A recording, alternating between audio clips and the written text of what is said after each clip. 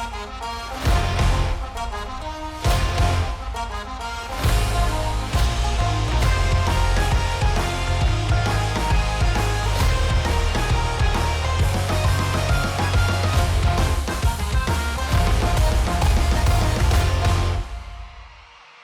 Boston University Terriers ranked number 13 in the country against the Merrimack College Warriors. Hockey East points up for grabs this afternoon. Happy Thanksgiving for those of you joining us from North America. Morning for most of you. Afternoon in Northern Ireland. It's the 7th edition of the Friendship Fort. It's semifinal number 1. These two teams, well, they met November 22nd last Friday. Boston University defeated Merrimack 6-3. Matt Capone had 2 goals and an assist in the win. Goalies for this one, Matthew Caron and Nils Wahlstrom. Aaron Murphy alongside former Maine goal-scoring machine Colin Shields. And Colin, the atmosphere has been building since, well an hour before face-off as Hudson rolls a shot in, but the crowd and the traveling support has been immense on this Thanksgiving opener here. Thanks, Murph. It's great to be along today. It's, as you say, great atmosphere, great turnout for this afternoon lineup, and we'll be looking forward to 2 good teams here going at it in Hockey East action. Villander tried to get it out front there. LaChance had a chance, but it's now Caden Cranston back the other way. Had his stick lifted by Cole Hudson.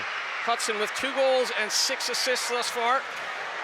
He's fun to watch. His brother's on this game day roster as well, Quinn, and they are the brother, of course, of Lane Hudson. Really fun to watch him in the NHL so far this season. So a real hockey family, the Hudsons. It is, and it just shows that BU gets a lot of family ties there with LaChance as well, as you say, with Hudson and Celebrini. It's a real family atmosphere there, and it's nice to see those guys coming through the lineup. Wylant down the wing, takes a bump there. Boumadine lowering the boom. Puck comes back to the point, ends fanned on that. He was trying to get it towards goal. There was net front presence, but it was poked out over the line by Yzerman. And now Boumadine takes his time. These two teams will have known each other pretty well. It's only last Friday, a 6-3 win for Boston University. As mentioned, the Terriers ranked number 13 in the nation, 6-5-1 tie overall. Merrimack Warriors 3-7-1 overall. But Hockey East points up for grabs. Big hit there as Danault laid a shoulder into his man. It's going to be kept in there by Zivlak. Zivlak will just dump it in. And again, Danault, Ty Danault having a good shift here. Zivlak, well, he didn't get all of that. It came off the heel of his stick. And there's been a couple of fans from that right side, a couple of miscues for Merrimack with traffic in front. It is, and I think, Merrimack's a bigger squad, a little bit older than BU. BU with 14 NHL draft picks in their lineup, a little bit of a younger team with a lot of success the last couple of years. So Merrimack's going to look to bring some physicality early here, try and put pressure on somewhat of a younger BU team and exert that and see if they can get any chances. But a couple of fanned opportunities there. You might want to get those on net and see if you can get some traffic. Especially when guys are using the energy to become a net front presence. You're taking a little bit of abuse in front. You want that shot coming through. Interesting, you mentioned 14 draft picks for BU, but 18 of these guys on this roster attended NHL camps this past summer, so a lot of up-and-coming talent. Merrimack just the 1 NHL draft pick. It's going to be dumped in by Villander. Chasing it down is Tristan Amonte. Amonte takes a bump in the corner there from Misak. Big battles along the wall. It's going to be sent high off the glass by Bookman. 3-on-2 developing. Bookman starts that play, a good high shot from Young. And it's knocked down by Matthew Caron, and Matthew Caron had 36 saves for the win last Friday against Merrimack. And a good stop there. Yeah, it was a little bit of a miscue at the offside there by Merrimack. As I say, not quite hitting their stride yet. Good opportunity off the rush, but it's little mistakes like that could catch up in you later in the game. You got to make sure you're paying attention to the details, not miscuing on shots. It looks like he's going to get a penalty here, Young, for shooting that after the whistle, but I'm not sure if you can hear it at home, but the noise is definite in here. There's a lot of younger fans. They got the 2 bands going at it, so it looks like a little bit of a penalty for shooting the puck after the whistle, which is a little unfortunate because, as I said, it is really loud in here, and the player maybe didn't hear the whistle. I don't think Tyler Young heard the whistle. It was hard for us to hear the whistle, let alone down there with a cauldron of noise. So the power play for Boston University, 23.9%. The Terriers have been good on the man advantage. Merrimack College Warriors, well, they've struggled on the penalty kill overall, 67.6% on the penalty kill. Yeah, Scott Borek, Merrimack coach, is not impressed at the early call there. A little bit unlucky, I thought. As you said, it's so loud in here. You can see why the player didn't hear the whistle, but that's a rule. You should have the whistle. You're going to roll the dice by getting a penalty. That's a little bit of a tough one, especially at the start of the game with the big Hockey East rivalry here. So Hudson to Green. Green back to that bumper position. Is going to skip all the way back to Cole Hudson. Hudson couldn't keep it in there. Good stick by Weiland. And now a breakaway, shorthanded, in all alone. Oh, a little pull from behind there as Fitzpatrick was in all alone. It's going to be a slashing call. So the power play was a quick one as Kalen Fitzpatrick got in all alone on the shorthanded chance. BU with a little bit of a misplay at the offensive blue line there. It turns into a shorthanded breakaway for Merrimack. I thought we might have saw a penalty shot coming up there, but the referee elects to just go with the slash. But good speed by Merrimack, good way to recognize, get some pressure on the BU defense on the blue line, create a little turnover, and then off to the races. But a little bit unlucky not to get a penalty shot call there. I thought we'd have to check our stats there. There's never been a penalty shot in the Friendship 4 before. Well, I've been lucky to be a part of all of them. You've been a part of most of them. I don't remember a penalty shot, but that also shows our age a little bit, Colin Shields. So Quinn Hudson in the box. We're back 4-on-4. Plenty of room to operate. Powell. Seamus Powell. And a couple of jabs at it. Sends it up the wing now. Here's Pierre. Pierre trying to get it back out front as Bono was out front. And Bono's been a hot hand for Merrimack. He's got 3 goals and an assist in his last 4 games, but couldn't get the shot away. McCarthy. Boumediene. Worked quickly to Nylander. And right back in. Capone. A couple of goals last Friday as well. And it's picked up by Enns. Enns moves it on to one of the captains, Venuto. Venuto quickly ahead to Seamus Powell. Powell stops up at the right point, walks the line. Nice little pass. We got a backdoor there to Cranston on the back pass, but Kaplan will take over. Good tempo to this one. You can see there's a bit of familiarity. Hockey East rivals and played just 7 days ago, so there would have been a lot of game film and a lot of preparation on both sides. Jay Pandolfo and Scott Borek, the coaches. Scott Borek was a part of the Friars in 2017 as an assistant coach, so a little bit of experience for Scott Borek with the Friendship 4. Fitzpatrick takes a bump, and it's back the other way. Harvey is offside as the 4-on-4 has given us a little bit of room to roam out here. Yeah, a little bit of extra space out there. As you can see, both teams, especially early on, some chances back and forth. Not a lot of feeling out period. As you say, a lot of familiarity. These teams have played a lot. A lot of guys have been to camps together. A lot of guys from the Northeast area around Boston there. So a lot of these guys will know each other, possibly off the ice as well. So not a lot of secrets, but it's a matter of which team's going to sort of bring the pace and make the most of those opportunities when they come.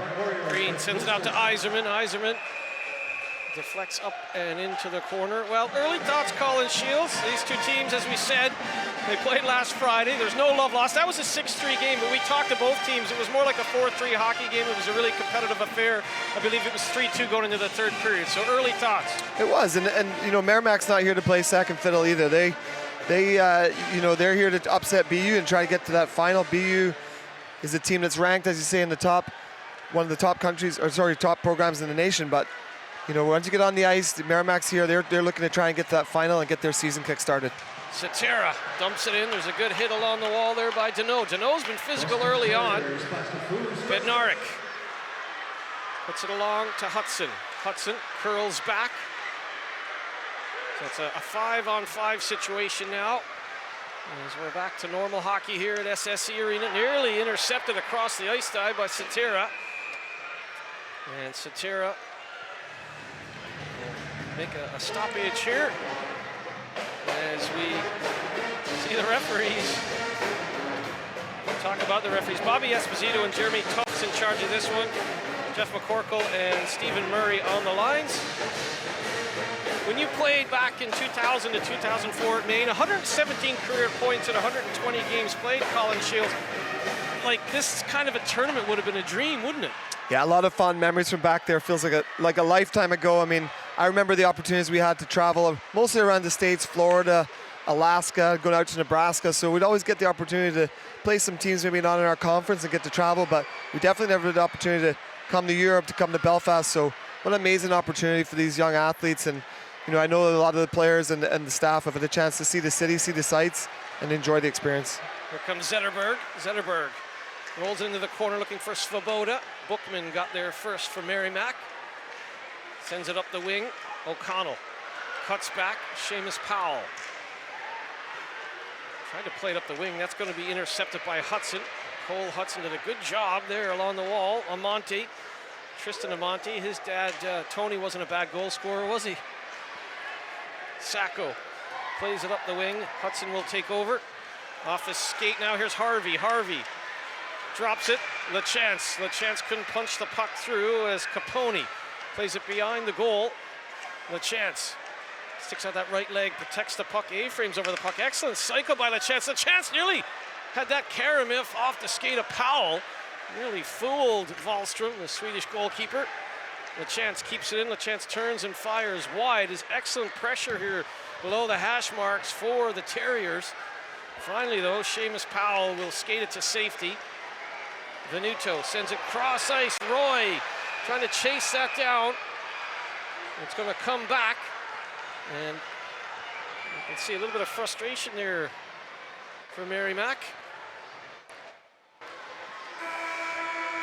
As we will head to a quick break. It's still scoreless between the Terriers and the Warriors. Back to SSE Arena in just a moment.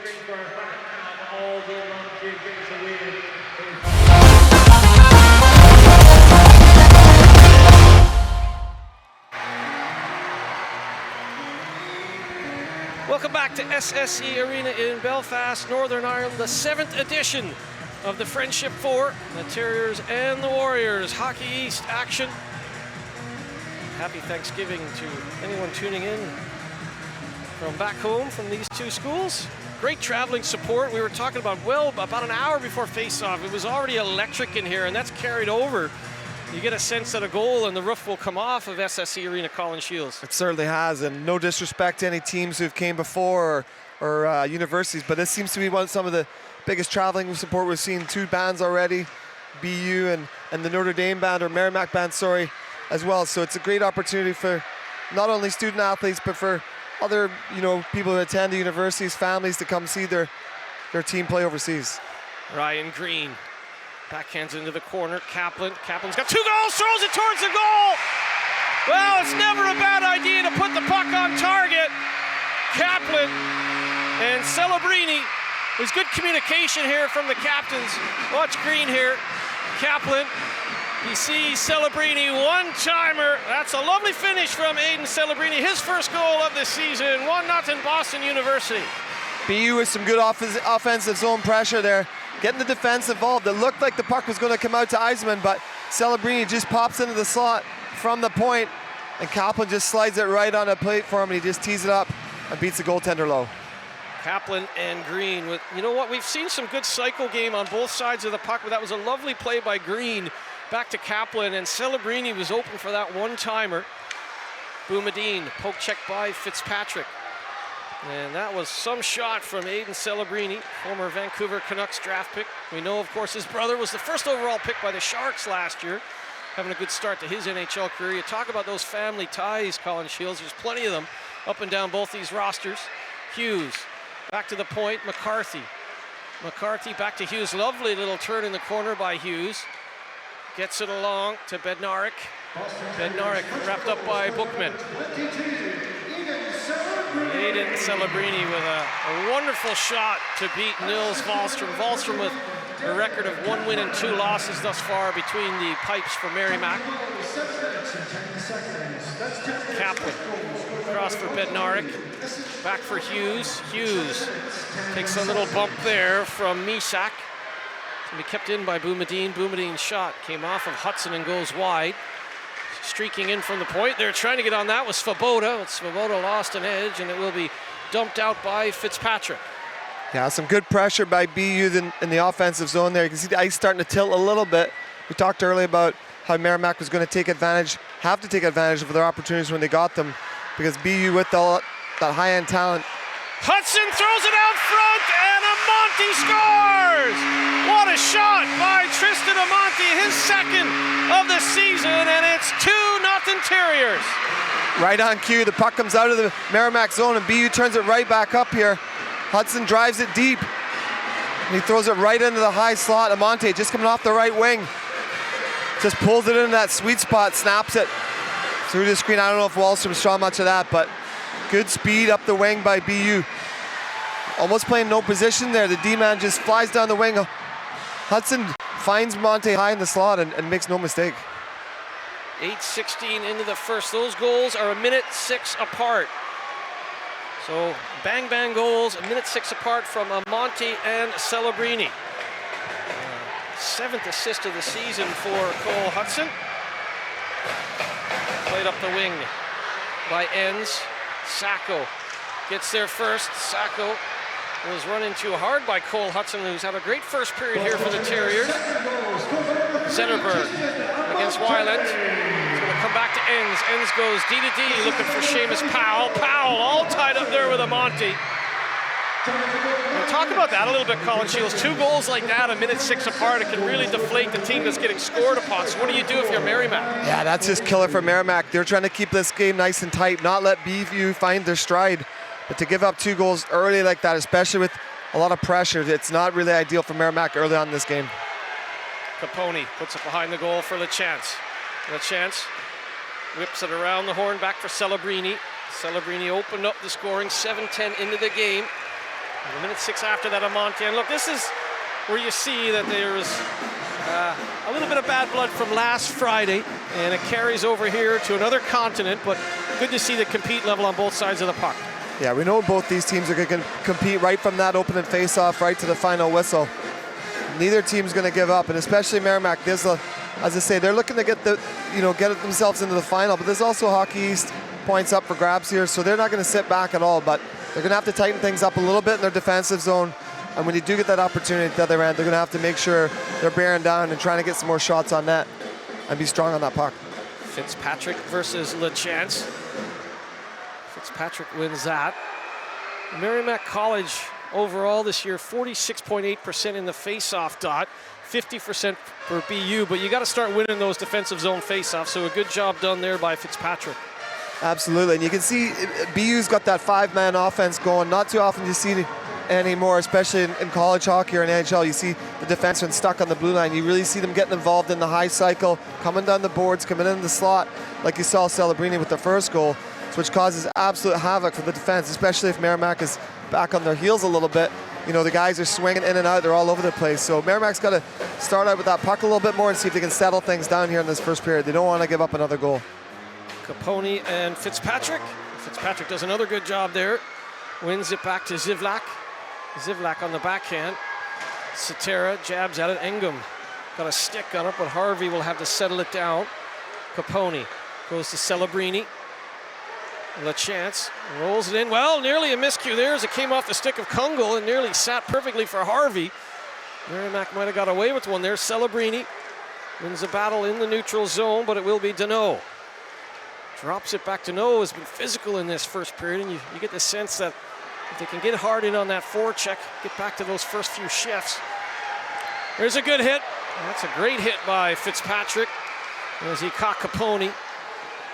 Oh, and a bounce right in off the pad of Matthew Caron. That's always a nightmare for a goalie. We'll take a quick break from the SSC Arena in Belfast, Northern Ireland. BU on goals from Amonte and Celebrini leading 2-0.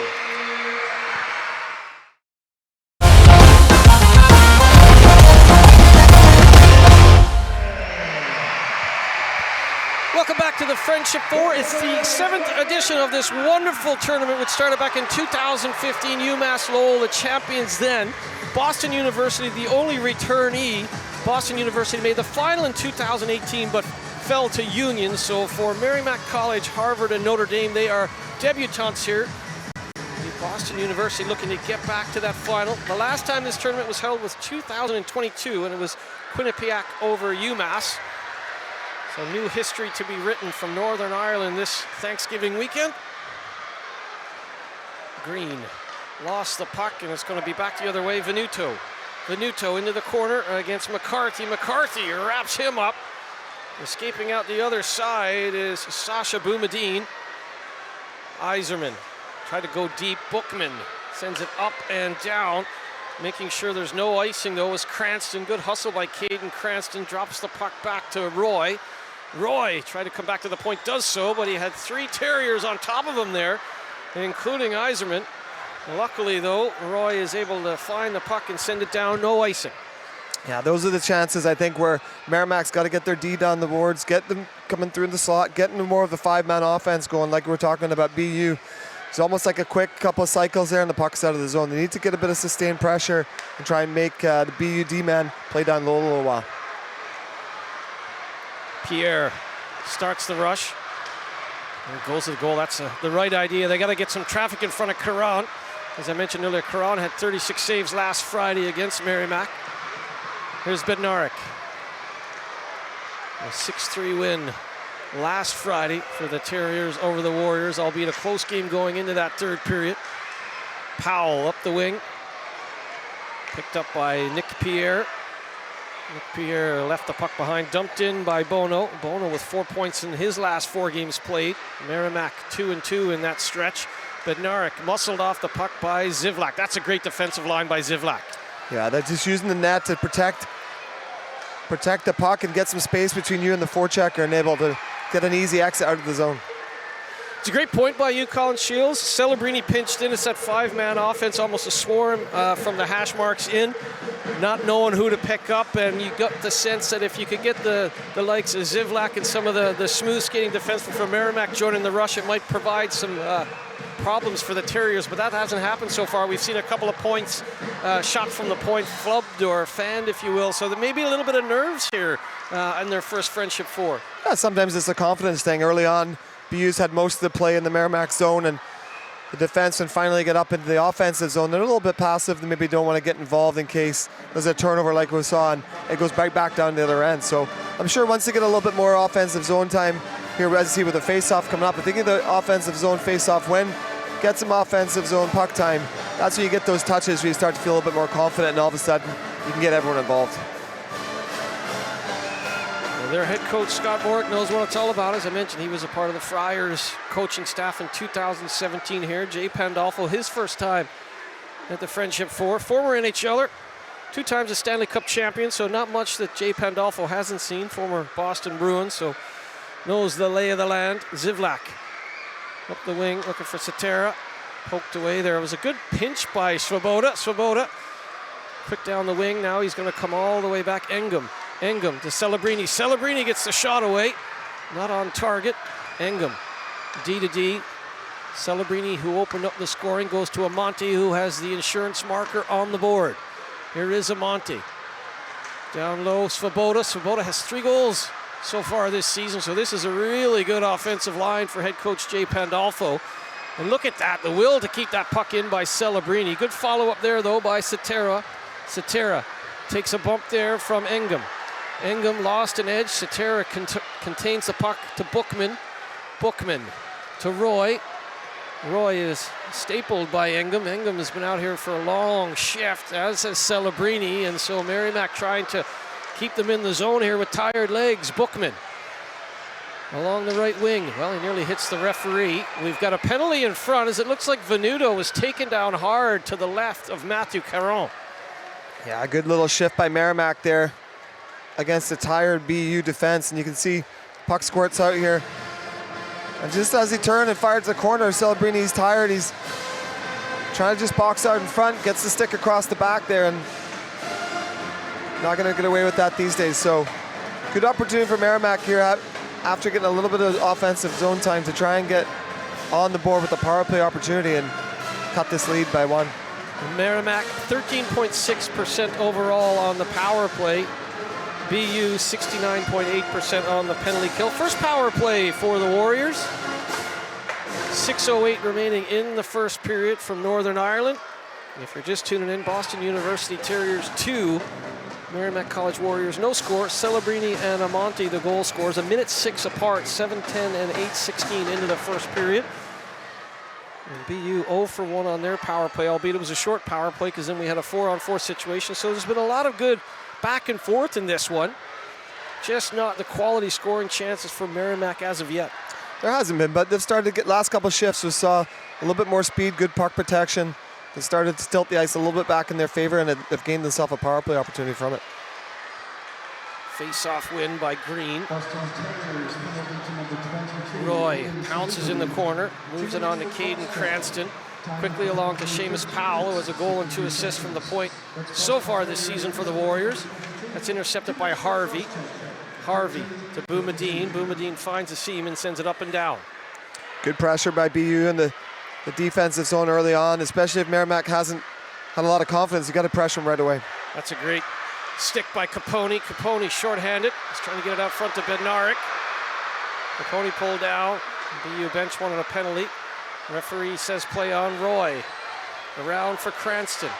1:15 remaining in the power play for the Warriors. It is Celebrini off. Bookman to Powell. Powell comes back. Top of the umbrella, Bookman. Slides it to the left of Powell. Powell gets the shot away. It's off the stick of Capone up and over the goal. Bookman trying to keep it in. Good play along the wall by Bednarik. Bednarik wasting valuable seconds. Bookman then gives the puck away to Capone. Here's Bednarik. Bednarik. He's got McCarthy. McCarthy wide open. McCarthy scores! McCarthy tucks it home. 3-0 Terriers. What a shot there by McCarthy coming in. It was a bad turnover in the offensive zone by Merrimack. And you just see that great sauce over to McCarthy as he flies down the right-hand side there. Just gets it near enough, and then he just snaps it on the short side, low glove. But Merrimack had a little bit of pressure, and they had everyone sort of below the puck. And even though they're on the power play, you still got to get numbers above the puck there to make sure if that thing squirts free, you don't want to give up a shorthanded opportunity, but maybe just a little too eager to sit on the offensive side of the puck as there's a battle going on. You got to make sure you got those guys on the right side just in case it goes the other way. Capone and Bednarik with assists on a shorthanded goal. And as you said, last thing you wanted right there if you're the Warriors was a shorthanded chance, let alone a shorthanded goal. Yeah, I mean, if you're on the power play, that's probably the last thing in your mind, but you still got to be responsible. You can't be on the wrong side of the puck there and allow BU to get an easy opportunity there on coming down the weak side. McCarthy with his first of the season. And another giveaway. Here's LaChance. LaChance swings out wide. LaChance off the outside of the goal as he shoots around Grubel. Here's Ingham. Ingham off the skate of Grubel. Fitzpatrick will curl back. So McCarthy from Bednarik and Capone. Short-handed goal. Not the situation you want. And that goal short-handed was scored 15:05 into the game. Still a little bit of confusion, I think, on that bench across from us, from Merrimack, as to how they turn the puck over there. Now they've got too many men on the ice as well. Colin Shields will step aside for a quick break. Too many men on the ice. It's 3-0 Boston University Terriers over the Merrimack College Warriors. We'll be back in just a moment. Too many men on the ice against Merrimack ahead of that commercial break. So a second power play for BU. They're 0 for 1 on the man advantage. They've just scored a shorthanded goal. They've got 2 even strength goals, looking to complete the set here in the first period as Aaron Murphy and Colin Shields. If you look at it, Shieldsy, this has been pretty dominant at times. Both teams have had chances. The grade A chances are being finished by the team in red, though. Yeah, not to state the obvious, but not an ideal start for Merrimack. They give up 2 goals within almost a minute and a half period. Then they get a power play. Looks like they could get back in the game, and they give up a shorty. And now all of a sudden they're shorthanded again by too many men on the ice. So not ideal, but they're going to have to kill one off here.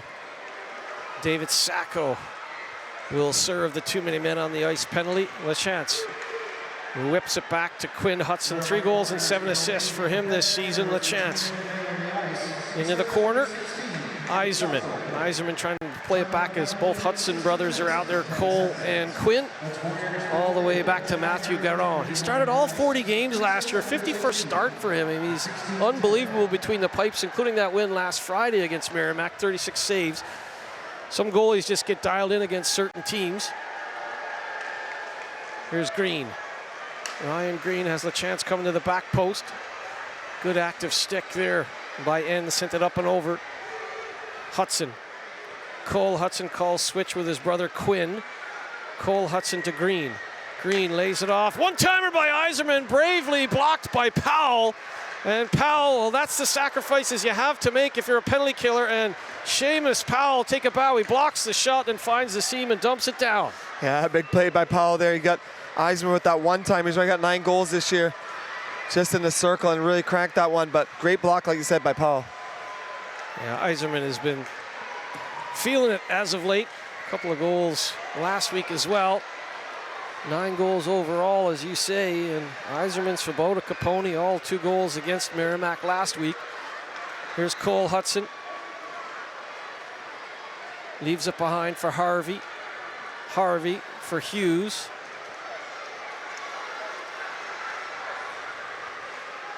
Sacco about to return. And now a chance, shorthanded for Cranston. Cranston's in all alone. Cranston goes to the back, and oh, what a pad save by Caron. Prime opportunity for Cranston, but he could not find the back of the net. BU back on the attack. Sacco is back out. Power play is over. But a chance shorthanded from Cranston went by the wayside. Yeah, I keep talking about what a unfortunate start it's been for Merrimack, but they've had 2 shorthand breakaways. One which ended up in the power play, and a great speed by Cranston there where he just couldn't quite get the shot off. I mean, he got a shot off, but couldn't quite finish it off. So, you know, we're maybe being a little harsh on Merrimack, but they've had opportunities, they've had chances. It's just that when BU's had their opportunities, they've really made Merrimack play. It's the old clinical finishing, and you knew a lot about that. 61 goals in your NCAA career in 120 games played. Not too bad, Colin Shields. You think back to those Maine days, though. I mean, the NCAA is such great hockey. It was great back then, but it's become even almost, the programs have become so big and so like technical. And you watch some of this, like you talk about the 5-man offense for BU. You've got a 2-time Stanley Cup champion as the coach of the Terriers. The NCAA is just phenomenal level of hockey now. Amonte dishes off, a good chance for Capone, and a big save from Nils Wahlstrom. But you talk about it from your days from 2000 to 2004. How far has the NCAA come?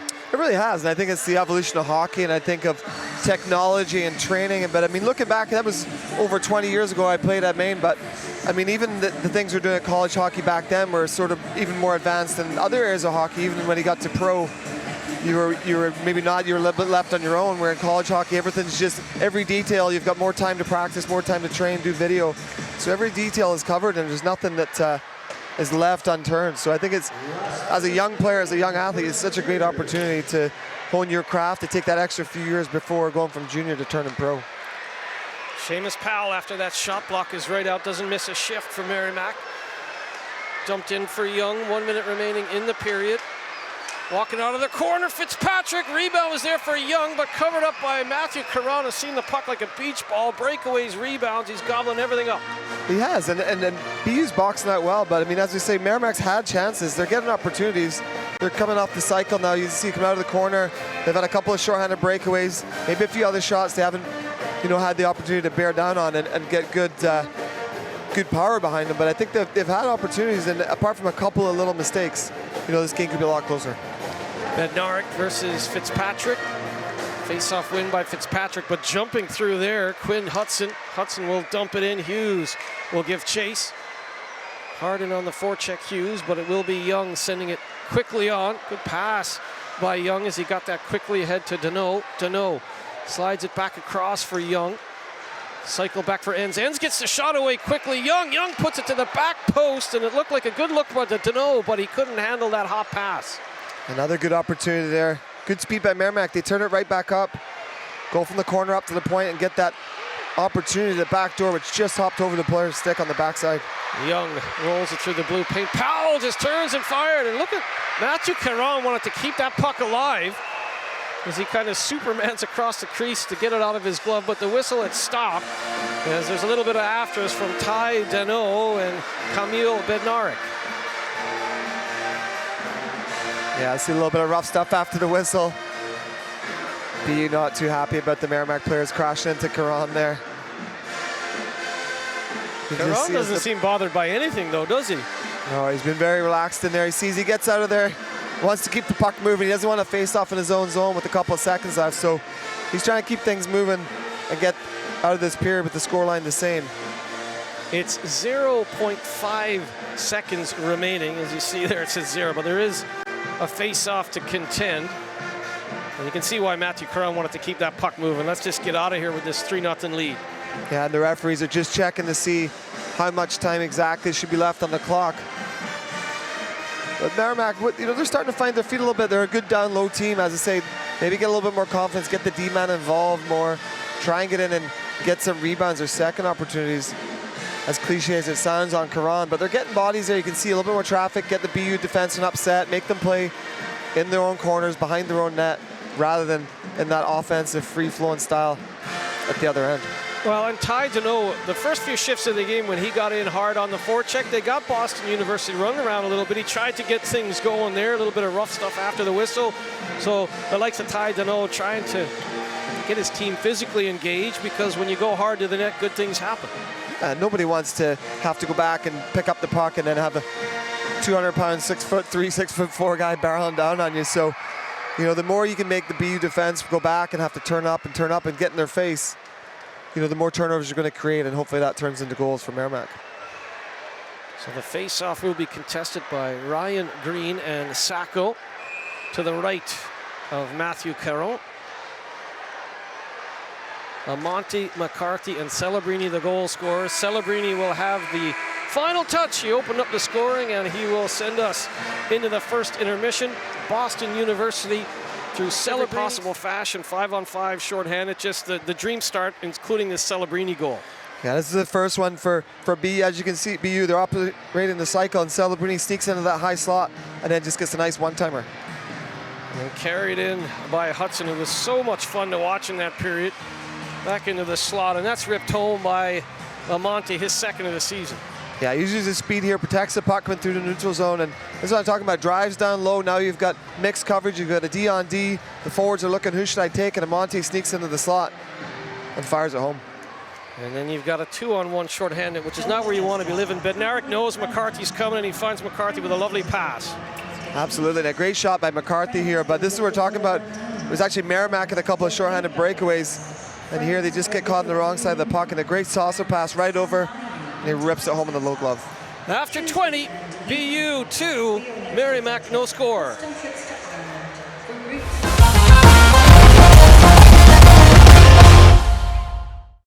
Welcome back to SSE Arena, Belfast, Northern Ireland, the 2024 Friendship 4, the 7th installment of the Friendship 4, and it's an honor to have the Lord Mayor of Belfast, Mickey Murray, alongside me. You've been the Lord Mayor since June, and have you enjoyed, it's only the first period, but what an atmosphere here in Belfast, Northern Ireland. Yeah, today's been great so far. The vibe in the SSE Arena is just phenomenal, and everyone's really excited, really enjoying the game so far. It's such a wonderful facility. When you see kids and grandparents and everyone enjoying this, you realize how lucky in Belfast we are to have a tournament like this and a facility like this. Yeah, we're really excited that this tournament happens every year, and it brings together communities that wouldn't normally see ice hockey games or have access to it, and it opens up the game to a whole new audience, so we're really excited that it happens here in the city. I was just going to ask you that. How important is it for the community to have so, because we know the Belfast Giants have been an incredible success here in this facility, but to have international competitions with American tourists and American families traveling, how important is it for the community? We're very proud of the Belfast Giants. The Belfast Giants have been doing a great game so far.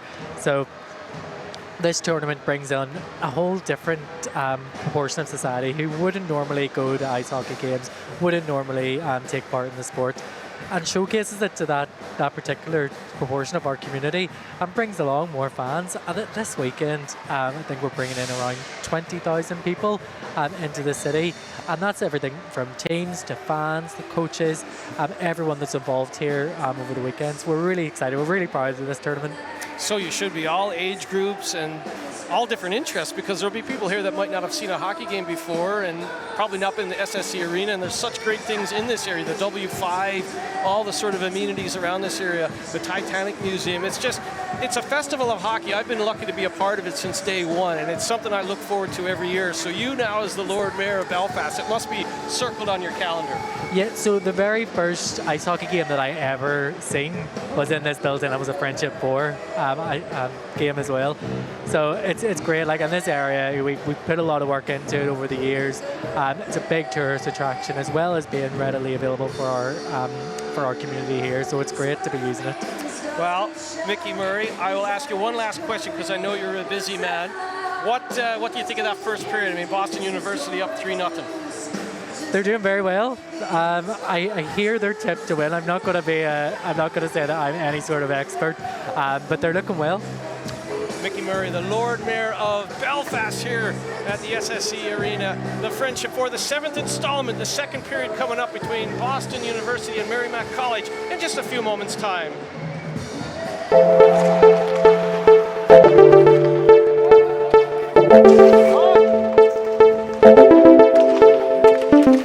Well, originally when I left Providence and came to Merrimack, and I got there in 2018, that was one of the very first things I said to the commissioner, Steve Metcalf, is we have to get to Belfast. Merrimack has not been. We have to get there. We have to get there. I pushed him pretty hard on that.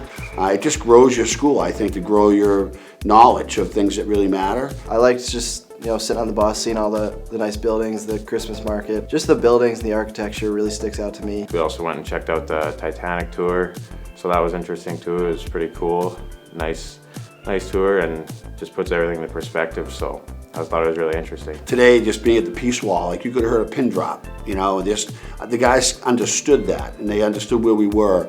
Going through the whole city, they felt it. Going through the Titanic Museum, same thing. You get some of the exhibits there. It's pretty quiet because you have to be very respectful of what went on here, and our players really understood that. Frankly, I'm really proud of our players, the way they've handled themselves here and what they've focused on, and I think they've grown from it already, and I can't wait for the rest of it. We had a great summer and went into the fall with very high aspirations, still have those aspirations. We've been a really nicked up, banged up team. We had some guys get injured before we even started that were important players, important pieces. So our results haven't really been where we want them to be, but I love our growth, and I think we're getting better every day. We got better today, and I was really impressed with the way our players were able to focus on practice after doing the things we did this morning, and I think we're growing. I think we're going to be a good team. We're coming over here to win. Like we say, it's not a vacation, it's business. We want to learn about where we're playing and what hockey means here, but we want to win, and that's our main focus. Yeah, I'm looking forward to it. I think it's going to be awesome with that many fans in the stands, so just try and put on a show and have fun with it and just enjoy the experience. I think it's going to be awesome.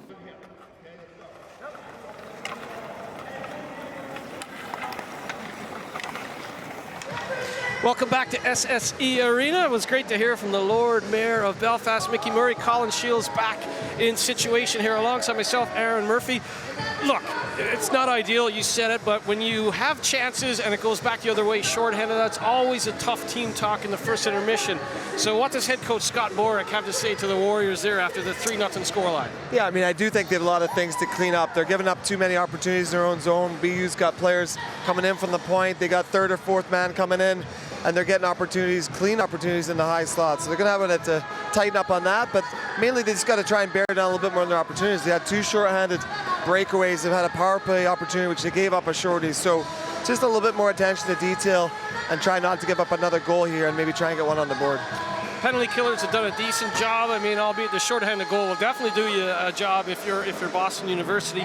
Both teams 0 for 2 on the power play. Shots on goal right now being listed as 7-6, but the face-off 17-5 in favor of BU. You've got to start winning some face-offs if you're the Warriors. Yeah, if you're starting without the puck every shift, it's going to be very difficult, and especially against a team with a lot of high-end talent, a lot of speed like BU, who likes to get the defenseman involved. They like to cycle down low, use the full zone. If you're starting playing on defense every shift, it's very tough to play against. Well, let's have a look back at the action from that first period at SSE Arena in Belfast, Northern Ireland, the 7th edition of this wonderful tournament, the Friendship 4. And it was, as we mentioned, at times all one-way traffic, and it started off with this lovely finish from Celebrini. Yeah, BU started to get some good zone time here, winning the battle on the boards, getting the defense involved. You see Celebrini just sneaking off the back here. And it looks like this pass is almost for Eiserman, but Celebrini just sneaks in the high slot here and makes no mistake. 7:10 into the first. Kaplan and Green assisting on Celebrini's goal. A minute 6 after that, it was Amante. Yeah, Hudson, we're talking about using that speed, protecting the puck, coming down the wall, and anytime defense start to come into the offensive zone, and it creates a lot of confusion. You see the defense on defense here, and everyone's looking over their shoulder for where the forward is, and Amante makes no mistake. That's a great finish from Tony Amonte's son, and like father, like son, I guess. This was a shorthanded opportunity. Capone with a lovely saucer pass, and McCarthy rips it home. Yeah, the big defense with the shot off his right side there. You just see in the start of the clip there, Merrimack and a little bit too excited. They got all 3 offensive players on the offensive side of the puck, and BU makes that jump, and you see the bend in that stick there. Makes no mistake firing it low on the glove side. Bednarik and Capone with the assists. 7 assists for Bednarik, 7 assists for Capone. McCarthy's first goal of the season. 17-5 in the face-off dot. I mean, if you are head coach Scott Borick, you're going to certainly want to, especially in the defensive zone, start winning some of those face-offs. Yeah, I mean, it's always tough when you're starting without the puck. It's a puck possession game now, especially. You see teams will still dump and chase. They'll get in the forecheck. They'll get the defense turn around, but it's so much is about possession. If you don't start with that puck, you're going to be chasing it a lot more, and it's going to just tire your players out. We're talking about Merrimack trying to get their defense more involved in the offense, but if they're playing defense for half of their shift, then by the time they get into the offensive zone, they're not really going to have energy or confidence, that is, to even try and get involved in the play and take the best of opportunities. So just try and be a little bit more clinical on the details of the game. Try and maybe bear down if they get an opportunity on a breakaway or an offensive chance. So just try and get on the board. Just get a little something going. Just give that bench a little lift. It just seemed like everything Merrimack did didn't really go their way. They didn't score in the breakaways. Next thing, they got too many men on the ice. Next thing, it's a shorthanded goal again. So just to try and get a little bit of confidence, a little bit of a boost, just to give your team a little bit of lift, a little bit of light, a little hope here with 40 minutes remaining. Just need a bounce, as they say. Even a greasy goal here, because they know Matthew Caron won't be easy to beat. Merrimack have made a goalie change. Max Lundgren's going to come in, and that's more, I think, the coaching staff saying, I can't change 20 skaters. We're going to have to change something up. So Max Lundgren has come in to replace Nils Wahlstrom in the goal for the Warriors as head coach Scott Borick trying to change things up. The puck is down on period number 2. Boston University with a 3-0 lead. Lundgren, who has a 2-3 record with an .879 goals against average, 6'5" sophomore out of Sweden, is in the goal now.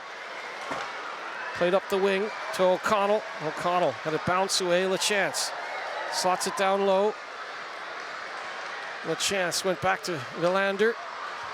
Cole Hudson. Villander up the wing to Harvey. Harvey is run into. A good hit there by Colby Enns. And that's what you were talking about. Just a little bit of a momentum shifter, a big hit. Stands someone up with the blue line, so a good play by Colby Enns. Well, Cole Hudson in a battle now against Bono. LaChance, one of the captains, slides it along. Here's Capone. Capone tried a little drag and shoot. Harvey with the shot. Good stop by Max Lundgren in his first real action. And Tyler Young knocked off the puck by Hudson. Here's McCarthy. McCarthy with a shorthanded goal, 15:05 into the first period. That was the 3rd goal on the board. If you're just tuning in, Amante and Celebrini the others. Bono for Young. Boumediene carries into the corner. Boumediene intercepted by Bookman. Zach Bookman, a goal and 4 assists this season. Tried to slide it forward, does so Young. Young tries to crash the net. Caron holds up against the post, and they jab and hack at it. Good job by Caron to hold the post. There's a 3rd member of our broadcast team, and there was so much going on in the first period that we couldn't get down to Davey Majimsi. But Davey, you're down there. The atmosphere's been incredible, and you're right behind Max Lundgren, the new goalie for Merrimack. Here ringside, so many thousands of young children, smiling faces here. The atmosphere is absolutely bedlam. It was always going to be interesting to see what Coach Borick did during the interval, bringing Lundgren in. As you say, he can't change too much out on the ice, so maybe just a little shake-up for the boys in front of him. Yeah, it's great to hear you. Davey Majimsi does such a great job for the Belfast Giants. He's down there ringside. We wanted to get him in that first period, but it seemed to be long stretches of play. And certainly it's game one for us, Colin Shields. There was no Friendship 4 last year. 2022, as we mentioned, Quinnipiac beat UMass in the final. So we're trying to brush off the rust as well. Happy Thanksgiving to everyone tuning in from North America. Dano versus Green. Another face-off win. BU, as we mentioned, have been dominant in the dot in this one. Green attacks the line. Dumped it off there to Iserman. Green battling in the corner hard against Zivlak. Dano kind of force it across, does so. Satera plays it back. Fitzpatrick finishes his hit on Engum. Kaplan moves the puck along to Engum as Dano, we talked about it. He was so physical in that first period. He created some chances, and a physical play by Dano creates another opportunity. And Caron again, shoulders up against the post, but every time Ty Dano is on the ice, he seems to be involved. Yeah, I didn't really see it. It looked like a collision where a player lost his footing, and then he took out Iserman, and then all of a sudden, all sorts of other players started colliding. Then there was an opportunity right out of the corner, so you can just see a little collision here. Iserman goes down, then he slides into the other player. Next thing is a loose puck, 2 BU players down. And BU is maybe looking for a penalty, then a nice strong play out in the goal line here. You see the BU player coming back. He just tries to tuck that in on the short side. He's a wrecking ball. He had 13 goals for Merrimack College last year, Ty Dano. He's got a goal and 2 assists thus far, but he's been throwing his weight around out here. Roy loses the face-off. Bednarik, former New York Islanders pick, won that draw. Quinn Hudson directs it in. It's off the skate of Seamus Powell. Venuto works it along Roy. Gave it away to Hudson. Hudson slips it along to Hughes. Hughes busts through it at the last second. Good pressure there from Venuto. It's going to be up and out of play. Did it deflect off the glass, or will it be a delay of game penalty? I think they're going to say it came off the glass. Both teams 0 for 2 on the power play. They remain 5 on 5. Face off to the right of Max Lundgren. Nils Wahlstrom got the start. He did not take the net for period 2. Ryan Keys and Spencer Marquis, the other goalies for Merrimack College. Max Lacroix and Billy Gerard, the other goalies for Boston University. Venuto leaves the puck behind Roy, rolls it in on goal. Powell has to backtrack.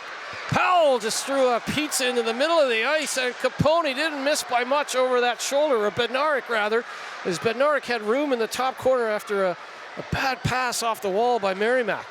Yeah, Powell couldn't keep the puck in at the offensive zone there, and he was backpedaling. He was trying to go D to D, but BU was on their toes and just jumped on that opportunity, and next thing got a good shot right from the slot.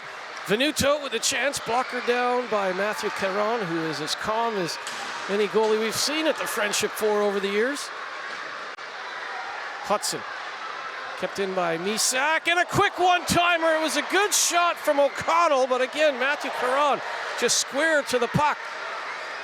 Hudson swings it out wide. Boumediene gains the red line, sifts it into the corner as Misak couldn't contain the puck. Zetterberg takes a hit from O'Connell. Good shift from O'Connell.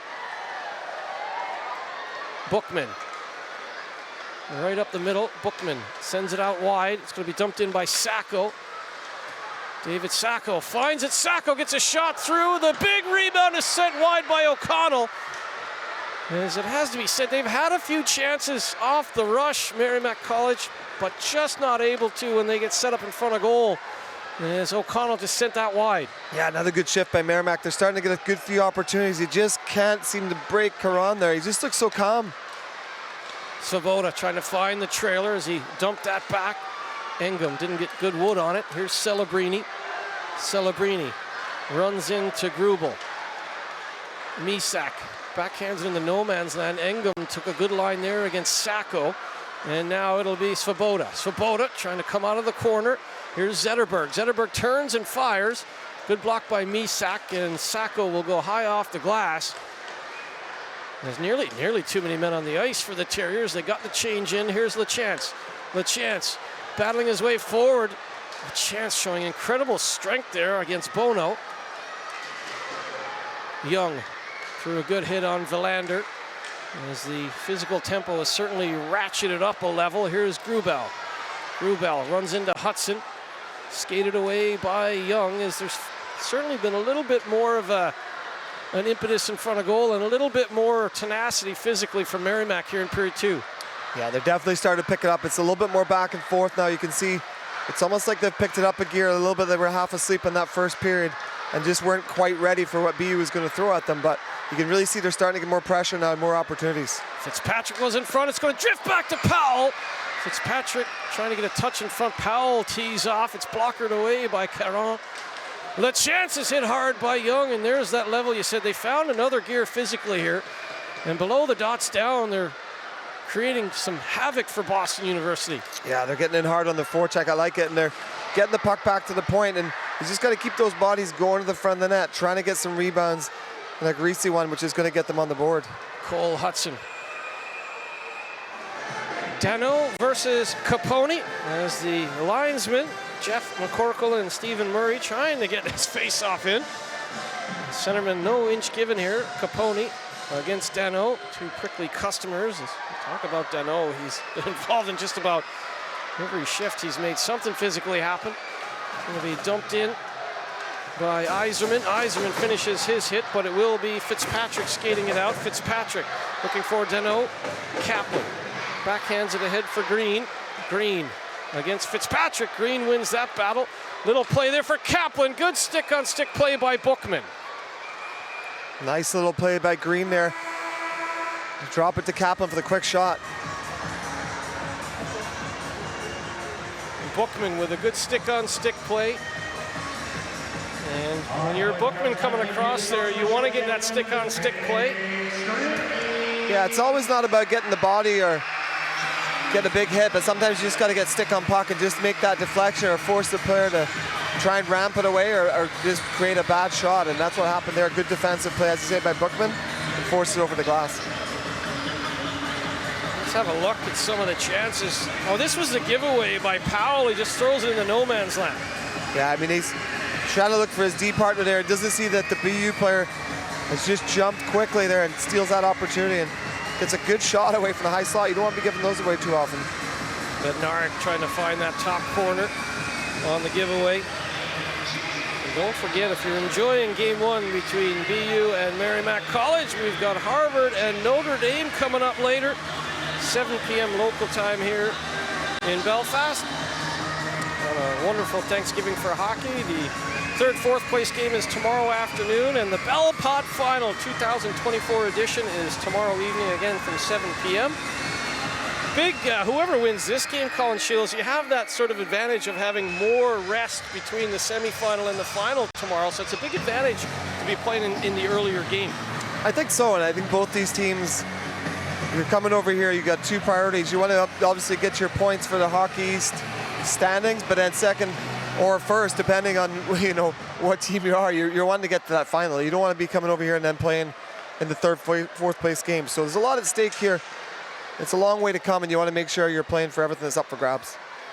Venuto trying to start things out and does so. Zivlak across the blue line, just launches it. That was going to go wide, but Matthew Caron says, I'll hold on for a face-off. And a goalie who knows that his team is 17-5 in the face-off dot in the first period is happy to hold the puck for these defensive zone draws. He just looks so calm, I think. Even when Merrimack's starting to get some opportunities, he never looks flustered. He's always on the inside edges. He's standing up. He's getting back into position. He just doesn't look flustered ever.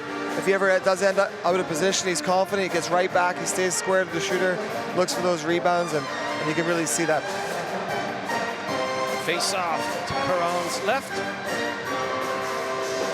BU ranked number 13 in the nation against the Warriors in their Friendship 4 debut. Engum swings it out wide to Yzerman. Yzerman dumps it in for Kaplan. Kaplan along for Green. Good intercept there by Roy. Kungl battling, but couldn't get the puck out. Engum will go D to D to Celebrini. Celebrini back into the high slot. That's a lovely pass. Back to Celebrini, trying to go to the backhand, but Zivlak making a nuisance of himself, getting in the way. Green, though, wins another 50-50 puck Back to Celebrini. Celebrini to Yzerman, and a good stick by Zivlak, who's been excellent defensively in this second period. Yeah, BU with some nice offensive zone cycles there. You can really see getting the defense involved. You see Celebrini here. He just moved into the high slot before on that opportunity. You see Yzerman trying to feed it in front either for a tip or for a rebound, but I really like the cycle there. You get Celebrini working down the boards, getting involved. He tried to pull it to the backhand on the chance before, but I really like that 5-man cycle they got going. Good face-off win by Sacco against Bednarik. Cole Hudson to Verlander. Back to Hudson. Through the middle, trying to go end-to-end. Hudson gets it to Bednarik. Bednarik leaves it for Verlander, and he just launches that wide to the left of Lundgren. Trying to keep it in was Quinn Hudson. Couldn't do so. Verlander will attack up the right side. Verlander inches into the corner. Trying to come across. That's a good bit of defensive work there from Weiland. Weiland just rolls it forward, picked up by Cole Hudson. Hudson never seems to leave the ice. Cole and Quinn. Powell being watched by Hughes. Powell takes his time. 11:50 remaining in the second period. Terriers 3, Warriors no score. Weiland carries into the corner, drifts it back, and having to come all the way back is Misak. Yeah, good pressure on the puck there, just forcing the Merrimack player just to make kind of a sloppy play. Their D were changing, weren't quite really on the ice yet. So, but that's the defensive zone pressure where BU are very good at turning that puck over, getting it back going the other way right away. Icing call as Amonte couldn't get a touch through the neutral zone. It's been one of those games where you feel like if those first few shifts for the Warriors, they did get hard in on the forecheck, but it seems like Matthew Caron is one of those guys that's not too, he doesn't get flustered at all, and if they could have just got a bounce there, and then you're down 1-0, you're down 2-0 within minute 6, it starts to weigh on your shoulders, and that shorthanded goal seemed to kill them a little bit in that first period, but they've certainly come out here with a lot of spirit in the second period, but they need a goal. They need to re-energize that bench. Fitzpatrick, perhaps the man to lead the rush. Fitzpatrick in the corner, rolls it along. He was looking for Satera, but it's back the other way, Amonte. Amonte has one of the 3 on the board for the team in red. His pass for Svoboda, not a good one, as Bookman will take over. Dano backtracks, Dano behind Bookman. And you know that from your pro career too, Shieldsy. Sometimes it's just a bounce. And when you get down by a couple, it can be a tough slog. Here's Capone. Capone walks in, patted away by Lundgren. And as Capone tried to go through everybody, Celebrini with a shot, redirected by LaChance. Redirected it, but wide. Trying to get the puck out was Misak. He does so. Celebrini and LaChance both throwing hits. There's a penalty coming up on the play as Fitzpatrick wants to have words with LaChance. But there's that physical ratcheting up of the pressure there. And it looks like it will be a penalty to BU. Yeah, the puck comes up the wall here, and you see Celebrini just gets its stick across the back. The Merrimack player, and he kind of goes face first into the boards. A little bit of a dangerous play. We'll see what the call is here, as Dano was down for a little while, and he's just getting some attention. Maybe just got winded a little bit. Hope he's okay. Another opportunity for Merrimack.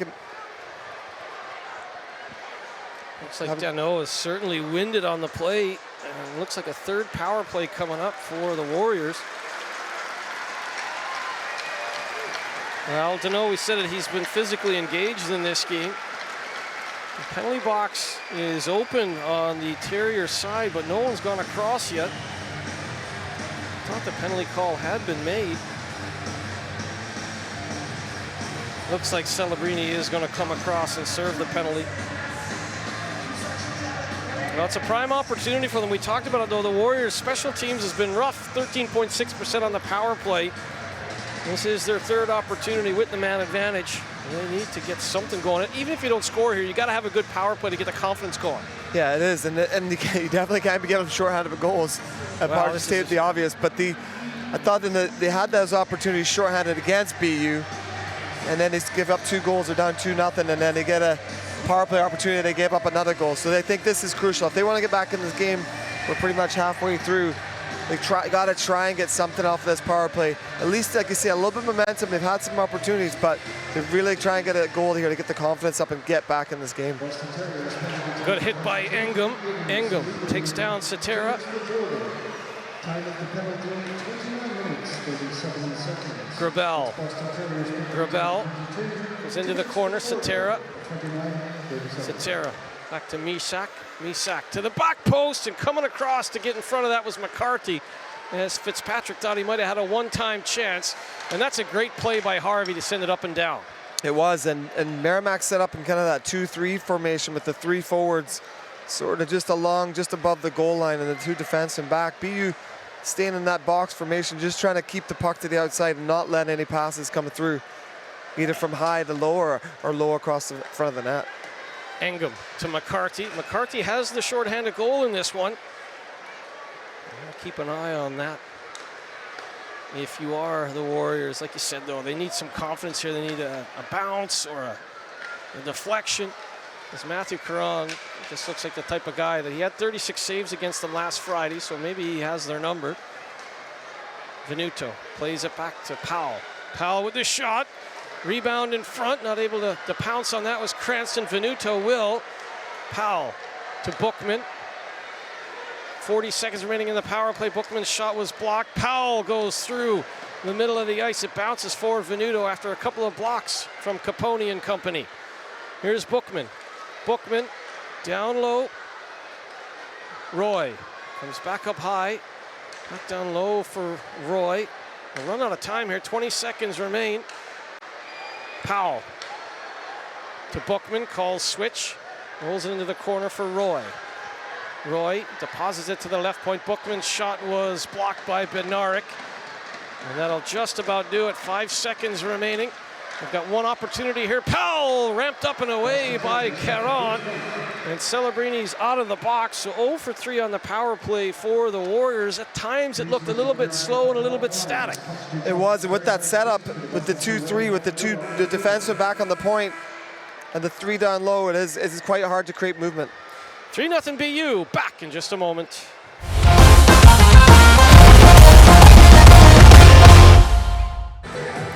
Welcome back to the Friendship 4 in Belfast. Boston University with a 3-0 lead. All 3 goals in the first period. Celebrini, Amonte, and McCarthy.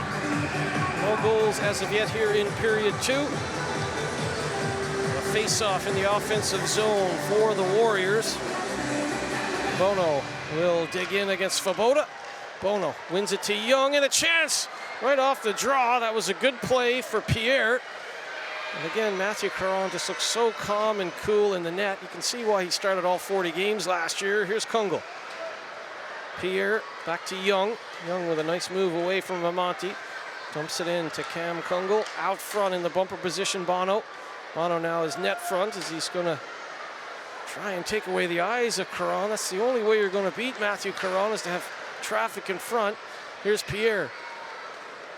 Slips it along for Zivlak. Zivlak intercepted there, and Hudson will skate it away.